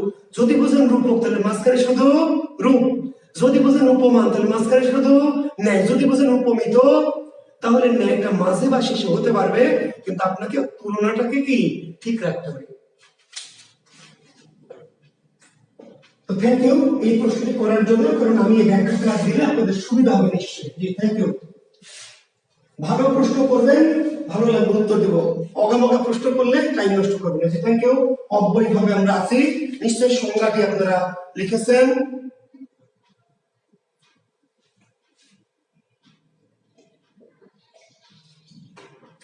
দেখা যাচ্ছে না কেন?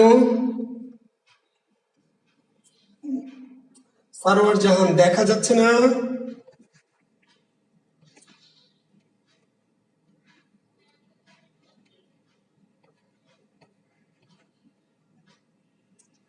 Jobaidul Islam from USA. Thank you Jobaidul. আচ্ছা ক্লিয়ার স্যার। তো কেউ কেউ কেন বলছেন দেখা যাচ্ছে না, দু একজন বলছেন দেখা যাচ্ছে না, মানে আপনাদের নিজেদেরই প্রবলেম। ঠিক আছে, ওকে থ্যাংক ইউ। আমরা আছি অব্যয়ভাব সমস্যা, লিখুন। হ্যাঁ আমি বুঝেছি, তার মানে দু একজনের অনেকের প্রবলেম হয়, যারা একটু হয়তো 3G ইউজ করেন কিংবা অনেকে একটু প্রত্যন্ত এলাকায় থাকেন, অনেকে হতে পারে এমন, বা যে কোনো কারণে হতে পারে। জি দেখা যাচ্ছে, জি বুঝতে পেরেছি। দু একজন কমেন্টস করছেন দেখা যাচ্ছে না, আমি বিভ্রান্ত হচ্ছি তাহলে। থ্যাংক ইউ, দেখা যাচ্ছে ক্লিয়ার। প্লিজ কথায় আসি।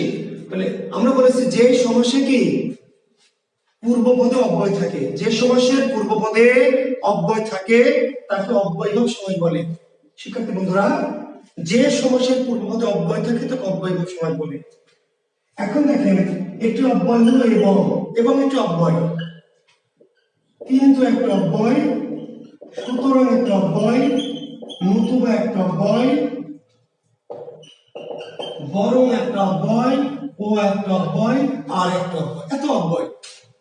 এখন বলেন তো এবং দিয়ে কোন শব্দ শুরু হয়েছে, আমরা একটা বলেন তো এবং দিয়ে শুরু হয়েছে, এবং দিয়ে শুরু হয়েছে এমন কোন সমাজ ভাবেন তো এবং দিয়ে শুরু হয়েছে? অব্যয়ভাব সমাস অব্যয় দিয়ে শুরু হবে, তাই বলেছি তো। আপনাদের ১,৫০০ স্টুডেন্ট আছেন, আমার বলেন তো কিন্তু দিয়ে শুরু হয়েছে এমন একটা শব্দ, কিন্তু দিয়ে শুরু হয়েছে, সুতরাং দিয়ে শুরু হয়েছে, নতুবা দিয়ে শুরু হয়েছে, বরং দিয়ে শুরু হয়েছে, ও দিয়ে শুরু হয়েছে, আর দিয়ে শুরু হয়েছে।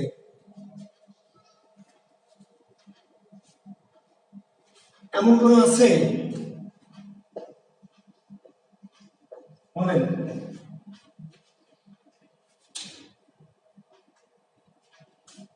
আচ্ছা নাই, এগুলোতে একটা শুরু হয়নি, এগুলোতে একটা শব্দ কোনো সমাসে শুরু হয়নি। আপনি লাখ লাখ সমাস পড়বেন, কোন সমাস এবং অব্যয় কিন্তু মাঝে থাকতে পারে কিন্তু শুরু হয়নি।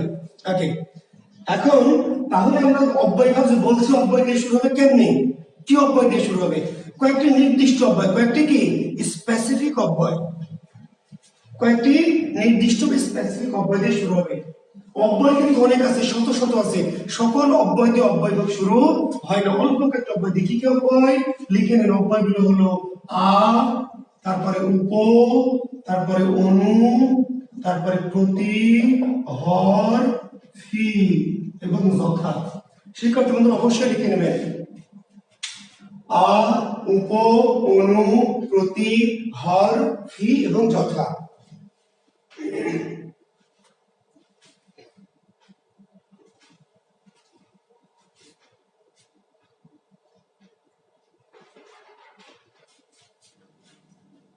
অব্যয়ভাব সমাস অব্যয় দিয়ে শুরু হবে, কিন্তু সকল অব্যয় দেয় না, কয়েকটা নির্দিষ্ট, কয়েকটি সার্টেন অব্যয় দিয়ে, অল্প কয়েকটি একদম ডেফিনেট নির্দিষ্ট কয়েকটি অব্যয় দিয়ে। কি কি অব্যয় সেগুলো? আ, উপ, অনু, প্রতি, হর, ফি এবং যথা।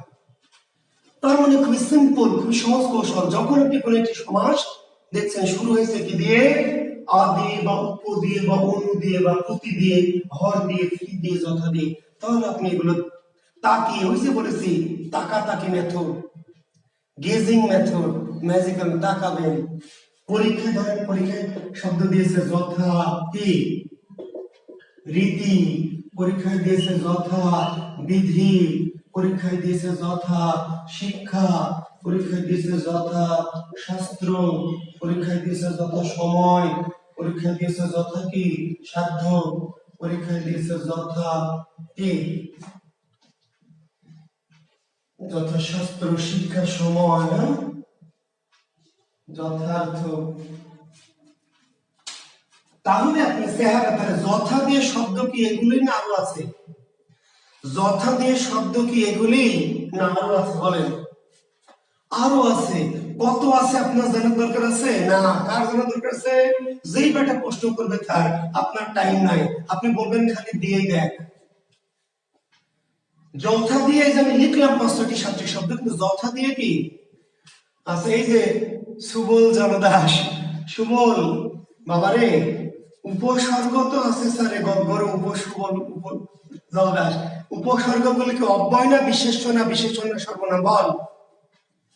এগুলো তো উপসর্গ, আমিও জানি। উপসর্গ গুলো কি বিশেষ্য না সর্বনাম না ক্রিয়া? বল। সুবল জল দাস, উপসর্গগুলো কি বিশেষ্য না সর্বনাম না ক্রিয়া?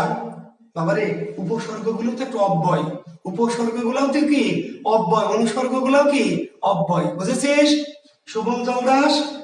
এগুলো উপসর্গ আমিও জানি রে বাবা, কিন্তু উপসর্গগুলো এক ধরনের অব্যয়, বিশেষ্য না, বিশেষণ না, ক্রিয়া না, সর্বনাম না। উপসর্গগুলো কি অব্যয়, অনুসর্গগুলো অব্যয়, কাজে এগুলি তো উপসর্গ স্যার, তা আমি জানি। আচ্ছা, ওকে, থ্যাংক ইউ। তাহলে যথা দিয়ে আমি যেগুলো লিখে দিয়েছি তার বাইরে আরো মেলা শব্দ আছে যথা দিয়ে, ঠিক আছে? কিন্তু প্রশ্নটা হলো যে সেগুলো আপনি জানেন না, জানার দরকার নাই। পরীক্ষায় এসে যথাশিক্ষা কোন সমাস অব্যয়ভাব, যথাশব্দ কোন সমাস অব্যয়ভাব, যথাশব্দ কোন সমাস অব্যয়ভাব, যথার্থ কোন সমাস অব্যয়ভাব, তাহলে শেষ। কোন অব্যয়ভাব। যদি ব্যাস বাক্য চাই, ব্যাস বাক্য দেখে যে এই গরু মুস্তাফিজুর রহমান লিখছে উপদ্বীপ, এই গরুগুলোকে যে কি করবো? এখন ব্যাস বাক্য কি? যথারীতির ব্যাস বাক্য কি? রীতিকে অতিক্রম না করে, যথাবাদ ব্যাস বাক্য কি? যেটা থাকবে সেটাকে অতিক্রম না করে।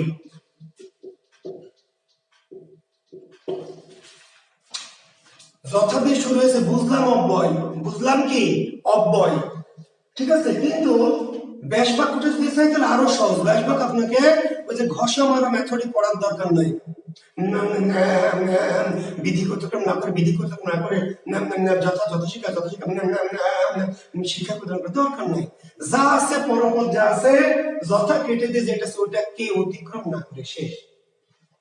যথা শাস্ত্র, শাস্ত্র অতিক্রম না করে, যত সময়, সময় অতিক্রম না করে, যত সাধ্য, সাধ্য অতিক্রম না করে, যথার্থ, অর্থ অতিক্রম না করে, যথা বিধি, বিধি অতিক্রম না করে। ক্লিয়ার? তাহলে যথা দিয়ে যাই দিবে, চেহারার দিকে তাকে তাকা তাকে মেথড বলে দিবেন অব্যয় সময়। যদি ব্যাস বাক্য চাই তাহলে যথার পরে যে পদটা আছে সেটাকে অতিক্রম না করে। এই যে আরেক মুস্তাফিজুর রহমান, আরেক গাধা, হ্যাঁ এই মুস্তাফিজুর রহমান আরেক গাধা, এই কয়টা গাধা ছাগল কেন যে ঢুকতে গেছে? ওই গাধা মুস্তাফিজুর গাধা, এই যে উপ থাকলে যে অব্যয় ভাষাটা লিখলাম না রে গরু, উপদ্বীপকে অব্যয়ভাব সমাস না স্যার করে বদ্ধ, আমি তো লিখলাম যে উপ থাকলে অব্যয়ভাব, তাহলে উপদ্বীপ অব্যয়ভাব না স্যার, এই প্রশ্ন কেন করছিস? এই গাধা মুস্তাফিজুর, তোর প্রশ্ন তো আমি আগেও দেখেছি, আমি তো উত্তর দেইনি যে তোকে বকা দেওয়া লাগবে সেজন্য। আমি যে উপ লিখলাম তাহলে উপদ্বীপ স্যার অব্যয়ভাব সমাস কি না স্যার প্রশ্ন করছিস তো অব্যয়ভাব সমাস, আমি উপদ্বীপে কি উপ নাই? উপদ্বীপের কি শুরু উপ দিয়ে হয়নি? তাহলে অব্যয়ভাব কি না স্যার এই প্রশ্ন কেন করছিস রাধা? উপদ্বীপ তো উপ দিয়ে শুরু হয়েছে, তাহলে অব্যয়ভাব কেন হবে না? তো উপদ্বীপ তো অব্যয়ভাব হবে, তুই প্রশ্ন করছিস কেন তাহলে? অব্যয়ভাবই তো আমি বলছি, তাহলে প্রশ্ন করার দরকার কি রে বাবা? উপ দিয়ে তো আরো 100টা আছে, তাহলে তুই কি আমাকে প্রত্যেকটা জিজ্ঞেস করবে হবে কিনা স্যার? না হবে কেন সেটা বল। অব্যয়ভাব তো হবে আমি বলছি, তাহলে আবার হবে কিনা এই প্রশ্ন করার কি সুযোগ আছে রে বাবা? উপ দিয়ে থাকলে তো অব্যয়ভাব হবে আমি বলেই দিলাম, তাহলে হবে কিনা এই প্রশ্ন আর করা যাবে না তো বাবা, আমি তো বলেই দিয়েছি হবে। উপ থাকলে অব্যয়ভাব হবে বলছি তো, তাহলে হবে কিনা এই কনফিউশনটা কেন আসছে রে বাবা? ফি দিয়ে থাকবে, ফি, দেখেন কি দিয়ে থাকবে? ফি দিয়ে, কি? ফি শন, ফি হত্যা, ফি রোজ, ফি কি বছর, ফি মাহিনা, ফি দিন, ফি ফি, তাহলে শুরু হবে কি দিয়ে? ফি দিয়ে শুরু হয়েছে, কি দিয়ে? ফি দিয়ে। তাহলে পরীক্ষা আসবে ফি হত্যা,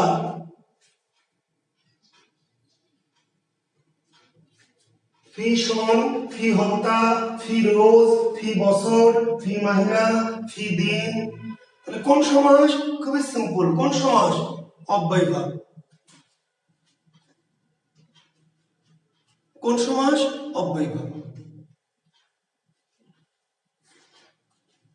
আমি আপনাদের শুরুতেই বলেছি যে প্রশ্ন করবেন না। প্রশ্ন আপনার, আপনি আমার ক্লাস করবেন, বুঝবেন, যদি না বুঝেন পরে আরো এক দুইবার করে এমনি বুঝে যাবেন। প্রশ্ন করবেন না, তোমরা ঝামেলা নেই। অব্যয়ভাব ক্লিয়ার। ব্যাস বাক্য কি? পরপদ দুইবার। পরপদ কি? দুইবার। ঝামেলা শেষ। ফি দিয়ে শুরু হয়েছে কোন সমাস? অব্যয়ভাব। ঝামেলা শেষ। আর যদি ব্যাস বাক্য চাই, তাহলে ব্যাস বাক্য চাইলে কি? ব্যাস বাক্য চাইলে পরপদ দুইবার। ফিরোজ ব্যাস বাক্য কি? রোজ রোজ। ফি বছর, বছর বছর। ফি মাহিনা, মাহিনা মানে ভীষণ, শন শন। ফি বছর কি? বছর বছর। ফি দিন, দিন দিন। ফিরা, রাত রাত। ক্লিয়ার। ফি দিয়ে শুরু হলে অব্যয়ভাব, ব্যাস বাক্য পরপদ দুইবার। হর দিয়ে, হর শুরু হবে কি দিয়ে? হর দিয়ে। কেমন হর দিয়ে? যেমন আপনাকে হয়তো বলবে কি হর রোজ, তারপরে হর হামেশা, হর গিজ, হর দাম, হর তাল। দেখবেন অনেক অনেক সালের কোশ্চেন, অ্যাডমিশনের যারা আছেন অ্যাডমিশন টেস্ট দিবেন, আপনি অনেক সালের কোশ্চেন পিছনের বছরগুলি খুঁজবেন। এই যে আবার বণিকা রানী, হ্যাঁ, এই যে কই থেকে এগুলো ঝামেলা। আচ্ছা, কি? অব্যয়ভাব সমাস। ঠিক আছে, হর কিসিম, জি হর কিসিম, হর মাহিনা, হ্যাঁ। তাহলে হর দিয়ে কি শব্দ এগুলো না আরো আছে? আরো থাকতে পারে, থাকুক গা। যত হর দিয়ে আছে সবইকে আমি লিখে দিব আর আপনি সবই মুখস্থ করবেন?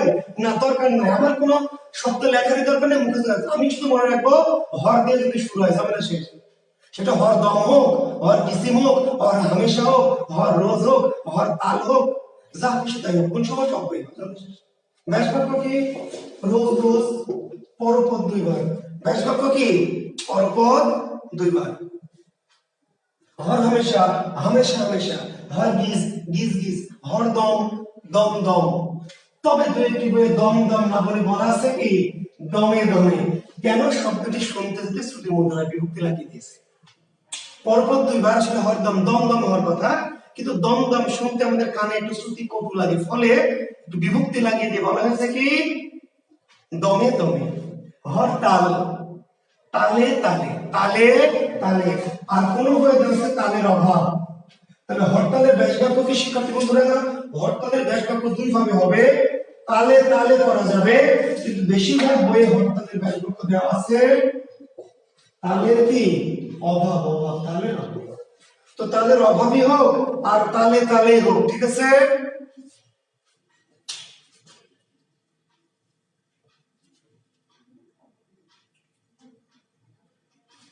তালের অভাবই হোক আর তালে তালে হোক, সময় অব্যয়ভাব, কারণ হর দিয়ে শুরু হয়েছে অব্যয়ভাব। ব্যাস বাক্য তালের অভাব, তা অব্যয়ভাব, তালে তালে হর কিসিম, কিসিম কিসিম। প্রতি দিয়ে শুরু হয়েছে, প্রতি। অনেক শব্দ, এত শব্দ যে লিখে শেষ করা যাবে না। প্রতি দিয়ে, যেমন কি? যেমন ধরেন প্রতিদিন, প্রতিজন, প্রতি রাত, প্রতি বছর, প্রতি সন, প্রতি জন, প্রতি রাত, প্রতিদিন, প্রতি বছর, প্রতি সন।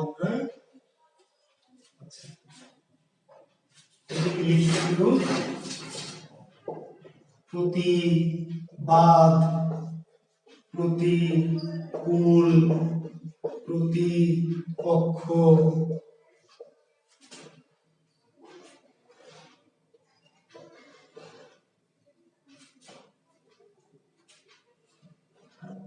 ইত্যাদি।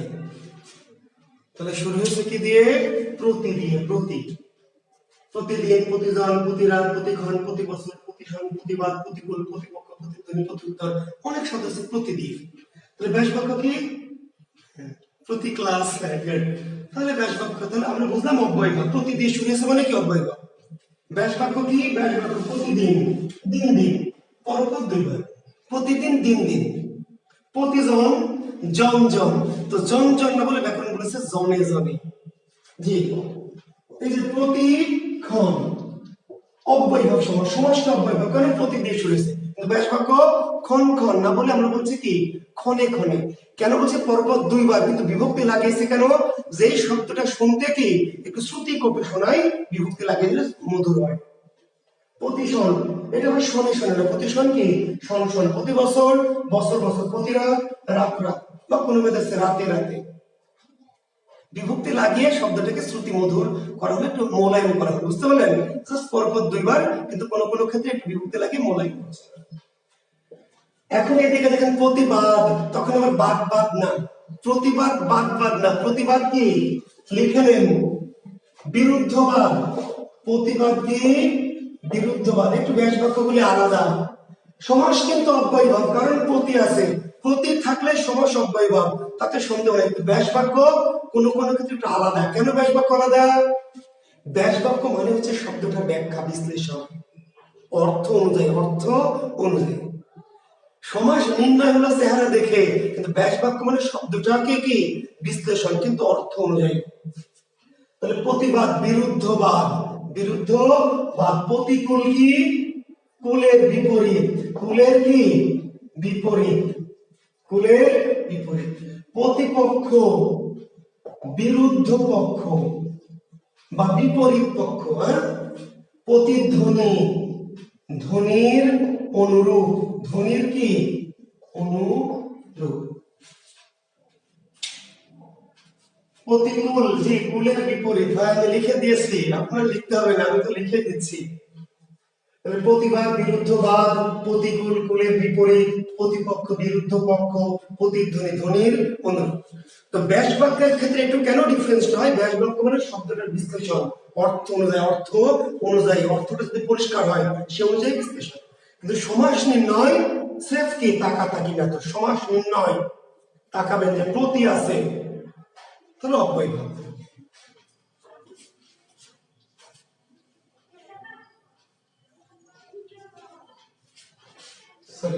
হ্যাঁ, আপনারা যারা লিখতে পারেননি লিখে নেন। কুলের কি বিপরীত, বিরুদ্ধ পক্ষ, ধ্বনির অনুরূপ। যারা লিখবেন একটু দ্রুত লিখবেন, ঠিক আছে? আজকে পরীক্ষা হবে জাস্ট 11টায়, ঠিক আছে? আমি ক্লাস যখনই শেষ করি, যখন খুশি তখন শেষ করবো, কিন্তু পরীক্ষা হবে কি জাস্ট 11টায়। তাহলে আশা করছি আপনারা লিখেছেন, এই শব্দগুলো লিখে নিয়েছেন। আর বই পুস্তকে এগুলো দেওয়া আছে, কাজে একদম পাই টু পাই লিখে নিতে হবে তাও না। এই গরুগুলি কোনোভাবেই বোঝে না, এমনই গরু, প্রশ্ন করতেই আছে, প্রশ্ন করতেই আছে।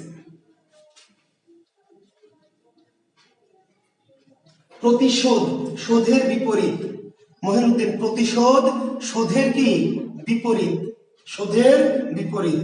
তুবা, হর হামেশা, বাবা হামেশা হামেশা, পরপদ দুইবার, পরপদ দুইবার, হর থাকলে পরপদ দুইবার। আচ্ছা, আমরা অনু দিয়ে বলেছি, অনু দিয়ে, অনুক্ষণ, অনুদিন, অনু, ঠিক আছে, ভব, অনুগমন, অনুসরণ ইত্যাদি। সমাসের উপর পরীক্ষা হবে, সমাসের যতটুকু আলোচনা করেছি তার উপর পরীক্ষা। তাহলে অনু দিয়ে শুরু হলে কি অব্যয়ভাব, অনু দিয়ে, অনুক্ষণ, ক্ষণ ক্ষণ, অনুদিন, দিন দিন, অনুক্ষণ, ক্ষণ ক্ষণ, অনুদিন, দিন দিন। অনুভব, ভাবের পশ্চাৎ, অনুভব কি ভাবের পশ্চাৎ। অনুগমন, গমনের পশ্চাৎ, এই অনুমানের পশ্চাৎ, অনুমানে কি পশ্চাৎ, তাহলে ভাবের পশ্চাৎ, ভাবের পশ্চাৎ। অনুগমন, গমনের পশ্চাৎ। অনুসরণ, স্মরণের পশ্চাৎ।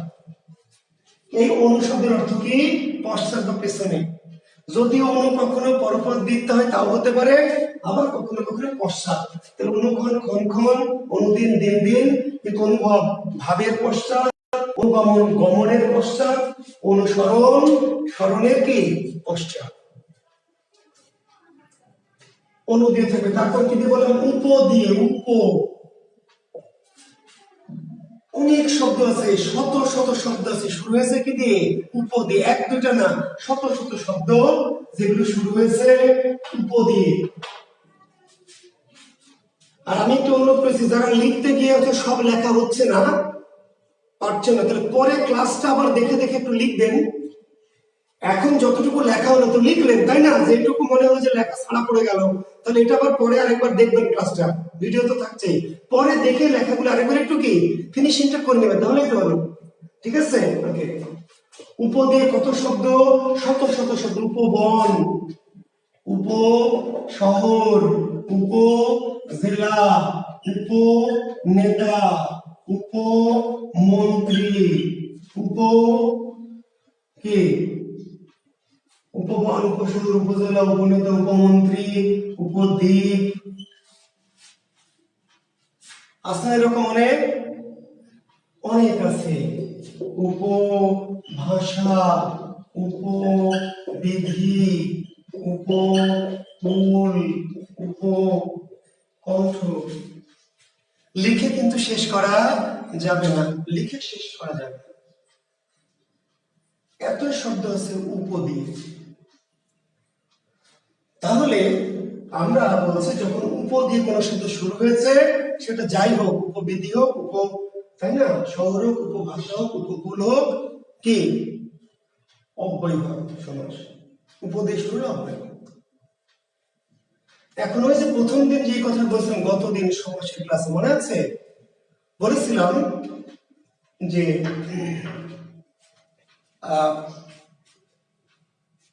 সমাস হচ্ছে উপদেশ হলে অব্যয়। আচ্ছা, আজকে বুঝি অব্যয়। এখন বললাম যে কেউ কেউ কেন 5 বছর পরে বা 10 বছর পরে কেন সমাস পাবে না, গতদিন মনে আছে যে 30 বছর পড়ছে, 25 বছর পড়ছে, তাও বলছে ওরা সমাস তো তোরে আজও চিনতে পারলাম না, মনে আছে না? কেন? যারা পড়ুয়া তারা কেন ধরা খায়, যারা না বুঝে পড়ে।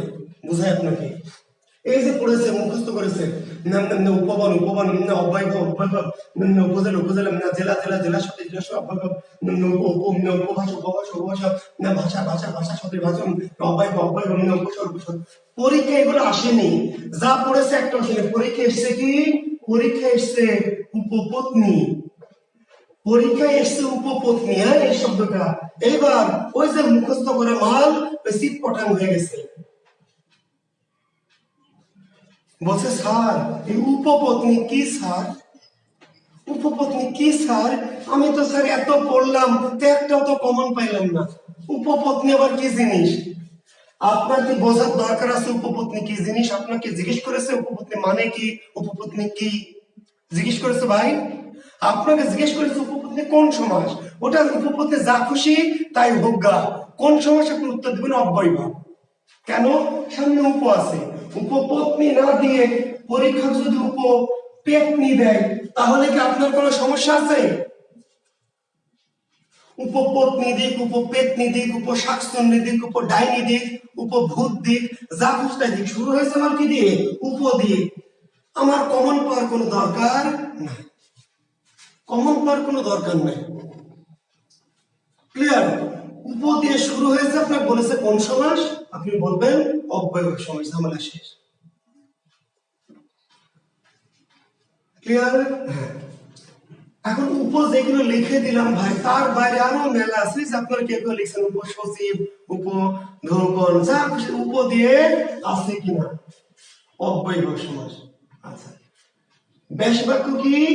সদৃশ। ব্যাস বাক্য সদৃশ। উপবন, তাহলে বলবেন বনের কি সদৃশ, সদৃশ।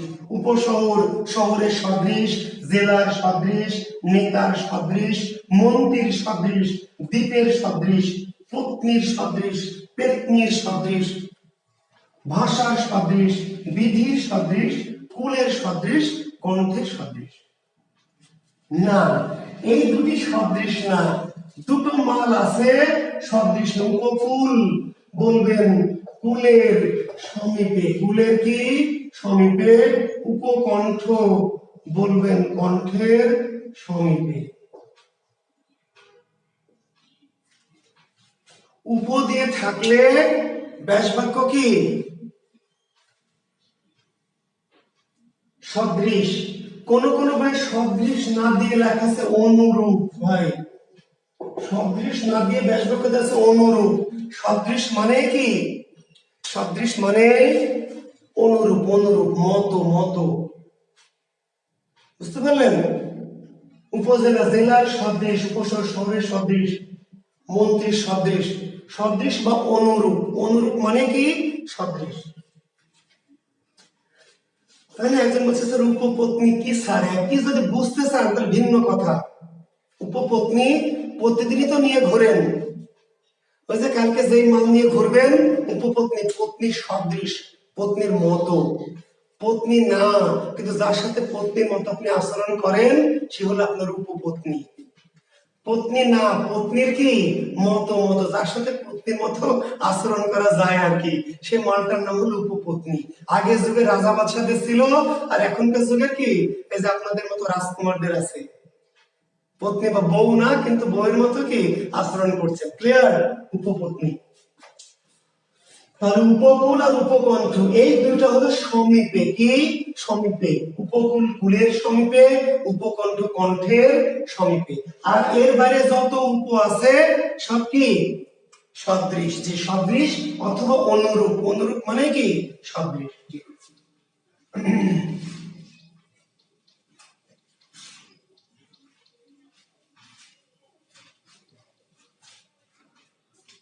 এখন দেখেন একটু আ, আ বলেছি আ, তাহলে শব্দটি আকণ্ঠ, শব্দটি আজন্ম, শব্দটি আজীবন, শব্দটি আমরণ, শব্দটি আমূল, শব্দটি আকর্ণ, শব্দটি আমৃত্যু,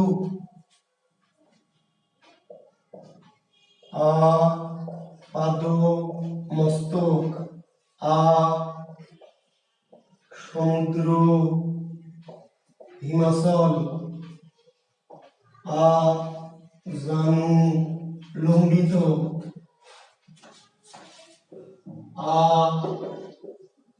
রক্তিম, নত ইত্যাদি।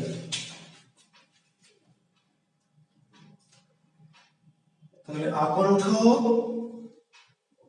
আজন্ম,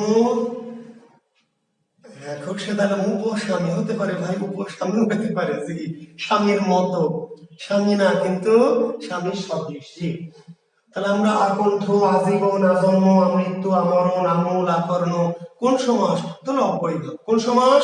অব্যয়ভাব। কেন অব্যয়ভাব? এই যে যদি বলে আকণ্ঠ শব্দের পূর্বপদ কোনটি, তাহলে হলো পূর্বপদ, কণ্ঠ হলো পরপদ। এই যে অব্যয়ভাব সমাসের সামনের অব্যয়টা কিন্তু পূর্বপদ হয়ে থাকবে। এই ক্ষেত্রে আটাই পূর্বপদ, আটাই পূর্বপদ, অব্যয়টা পূর্বপদ। উপনদী, তাহলে উপটাই কি পূর্বপদ, অব্যয়টা পূর্বপদ, আর পরেরটা কি পরপদ। তাহলে প্রত্যেকটা দেখেন পূর্বপদ জন্ম পরপদ, পূর্বপদ জীবন কি পরপদ।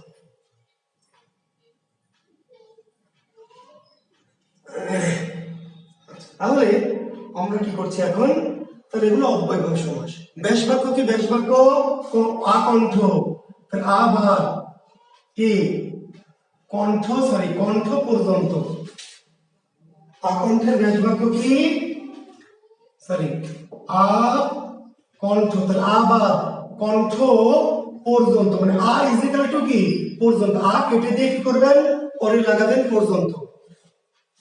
আজন্ম, তাহলে কি করবেন মানে পিছনে আয় বদলে পর্যন্ত, জন্ম পর্যন্ত। আজীবন, জীবন পর্যন্ত। আমরণ, মরণ পর্যন্ত। আমূল, মূল পর্যন্ত। আকর্ণ, কর্ণ পর্যন্ত। আমৃত্যু কি মৃত্যু পর্যন্ত। ইজিক্যাল টু পর্যন্ত, সামনের আটা কেটে পিছনে কি করবেন পর্যন্ত লাগাবেন। ঝামেলা শেষ। আপাদ মস্তক, আপাদ মস্তক, পাদ হতে মস্তক পর্যন্ত। পাদ হতে, পাদ মানে পা, পাদ মানে কি পাদ হতে মস্তক পর্যন্ত, বা সোজা করে লিখতে পারেন পা হতে মাথা পর্যন্ত। ব্যাস বাক্য পদ হতে মস্তক পর্যন্ত বা পা হতে মাথা। সমুদ্র হিমাচল, সমুদ্র হতে হিমাচল পর্যন্ত, সমুদ্র হতে হিমাচল পর্যন্ত। জানু লম্বিত, জানু পর্যন্ত লম্বিত, জানু পর্যন্ত লম্বিত। কোন সমাস? অব্যয়ভাব। কেন? যে আছে, দিয়ে শুরু হচ্ছে। রক্তিম, এর ব্যাস বাক্যটা একটু ভিন্ন। রক্তিমের ব্যাস বাক্য কি? ঈষৎ রক্তিম, ঈষৎ, ঈষৎ রক্তিম। আনতর ব্যাস বাক্য কি ঈষৎ উন্নত। ব্যাস বাক্য মাঝে মাঝে একটু ডিফারেন্ট কেন হয় বলছি, ব্যাস বাক্য মানে শব্দটির বিশ্লেষণ ব্যাখ্যা সেটি অর্থ অনুযায়ী করতে হয়, অর্থ অনুযায়ী। আর আপনি বলবেন রক্তিম পর্যন্ত, আনতন হবে না, কারণ শব্দের বিশ্লেষণ করতে হবে আপনাকে অর্থ অনুযায়ী, ফলে ব্যাস বাক্য চেঞ্জ হয়। তো ব্যাস বাক্য চেঞ্জ হলেও হতেও পারে, কিন্তু সমাসের সিস্টেম কিন্তু চেঞ্জ হবে না। আছে অব্যয়ভাব সমাস, আ দিয়ে শুরু হয়েছে অব্যয়ভাব। এখন বলবে আরোক্তিম কি অর্থ অব্যয়ভাব, প্রশ্ন করবে আরোক্তিম কি অর্থে, জটিল করবে আরোক্তিম কি অর্থে, তাহলে ঈষৎ অর্থে, কি অর্থে ঈষৎ। যদি বলে আকণ্ঠ কি অর্থে, তাহলে পর্যন্ত অর্থে। নিচের কোনটি পর্যন্ত অর্থ অব্যয়ভাব, কোনটি ঈষৎ অর্থ অব্যয়ভাব, কোনটি সমীপে অর্থ অব্যয়ভাব, কোনটি সদৃশ অর্থে। অর্থাৎ ওই যে ব্যাস বাক্যটা কি অর্থে, আমত কি অর্থ অব্যয়ভাব, ঈষৎ ঈষৎ ঈষৎ মানে অল্প, কিন্তু আমূল কি অর্থে, মূল পর্যন্ত, তাহলে পর্যন্ত অর্থে। ঠিক আছে,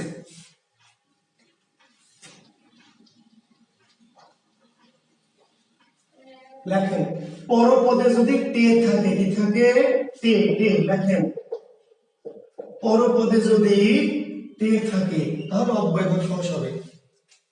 জি শেষ করবো ভাই, আরেকটু অব্যয়ভাবটা তো আমাকে শেষ করতে দিবেন, অব্যয়ভাবটা শেষ করবো, আমরা যখন থামার আমি থেমে যাবো। তাহলে পরপদে যদি টে থাকে, কি থাকবে পরপদে, টে, টে ট্রাইথারে টে, কোথায় থাকবে টেটা, পরপদে। যেমন কি, যেমন ঘোলাটে,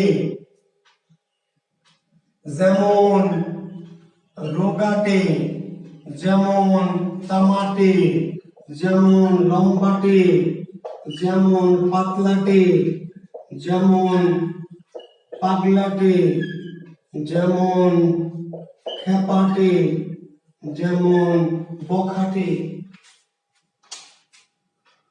আষ্টে, জি হ্যাঁ আষ্টে, টে পরপদে কি, টে, টে পরপদে টে।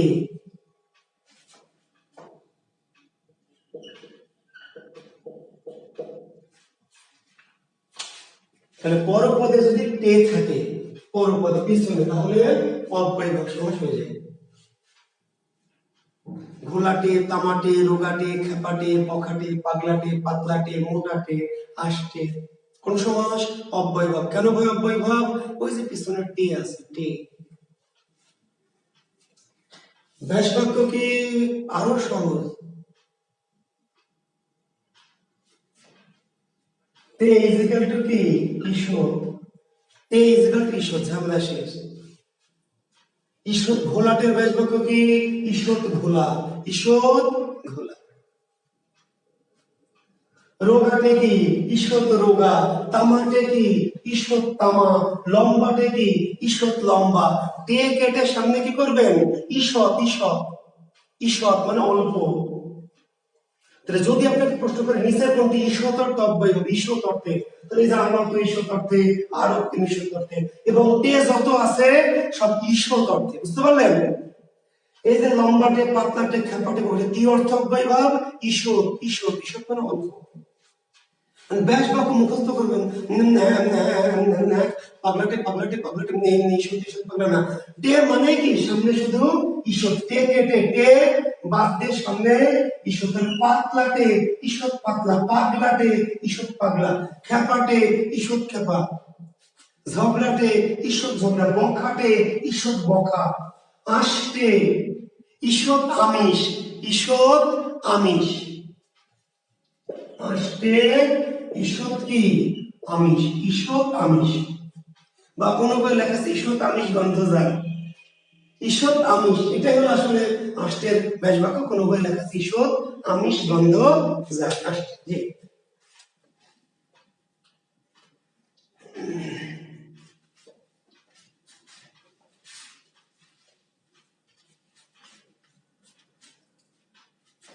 তাহলে এবার ফিনিশিং আসছি, ভালো করে শোনেন, ভালো করে কথা শুনেন। যদি কোন শব্দ শুরু হয় অব্যয় দিয়ে, কি কি অব্যয়, আ, উপ, অনু, প্রতি, হর, ফি, যথা, তাই তো, আ, উপ, অনু, প্রতি, হর, ফি, যথা অব্যয় দিয়ে শুরু হলে, শুরুতে যদি থাকে চিহ্নগুলি কি কি, আ, উপ, অনু, প্রতি, হর, ফি, যথা, তাহলে অব্যয়। শেষে যদি টে থাকে, টে শেষে, ঘোলাটে, তামাটে, রোগাটে, তাহলে অব্যয়। কিন্তু এই চিহ্নগুলি নাই, তা অব্যয়ভাব হবে। ভালো করে শোনেন, এই চিহ্নগুলি আছে শুরুতে আ উপ অনুপতি হরফে যথা কিংবা শেষে টি, তাহলে অব্যয়ভাব হলো। টি বোঝালো তা দিয়ে আমার কাম নেই, সমস্যা অব্যয়ভাব। ক্লিয়ার? আচ্ছা, কিন্তু এইগুলি নাই, তাও কিছু শব্দ অব্যয়ভাব হবে। কখন? যখন কোন শব্দ দ্বারা অভাব বুঝাবে। কি বুঝাবে? অভাব। অভাব লিখে নেন, অভাব অর্থে অব্যয়ভাব সমাস হয়। অভাব অর্থে অব্যয়ভাব সমাস হয়। অভাব অর্থে অব্যয়ভাব সমাস হয়।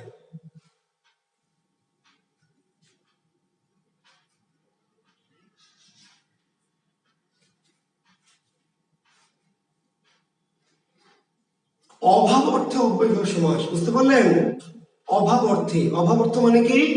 এমন কোন শব্দ যার দ্বারা অভাব বোঝায়, কোনো না কোনো কিছুর অভাব।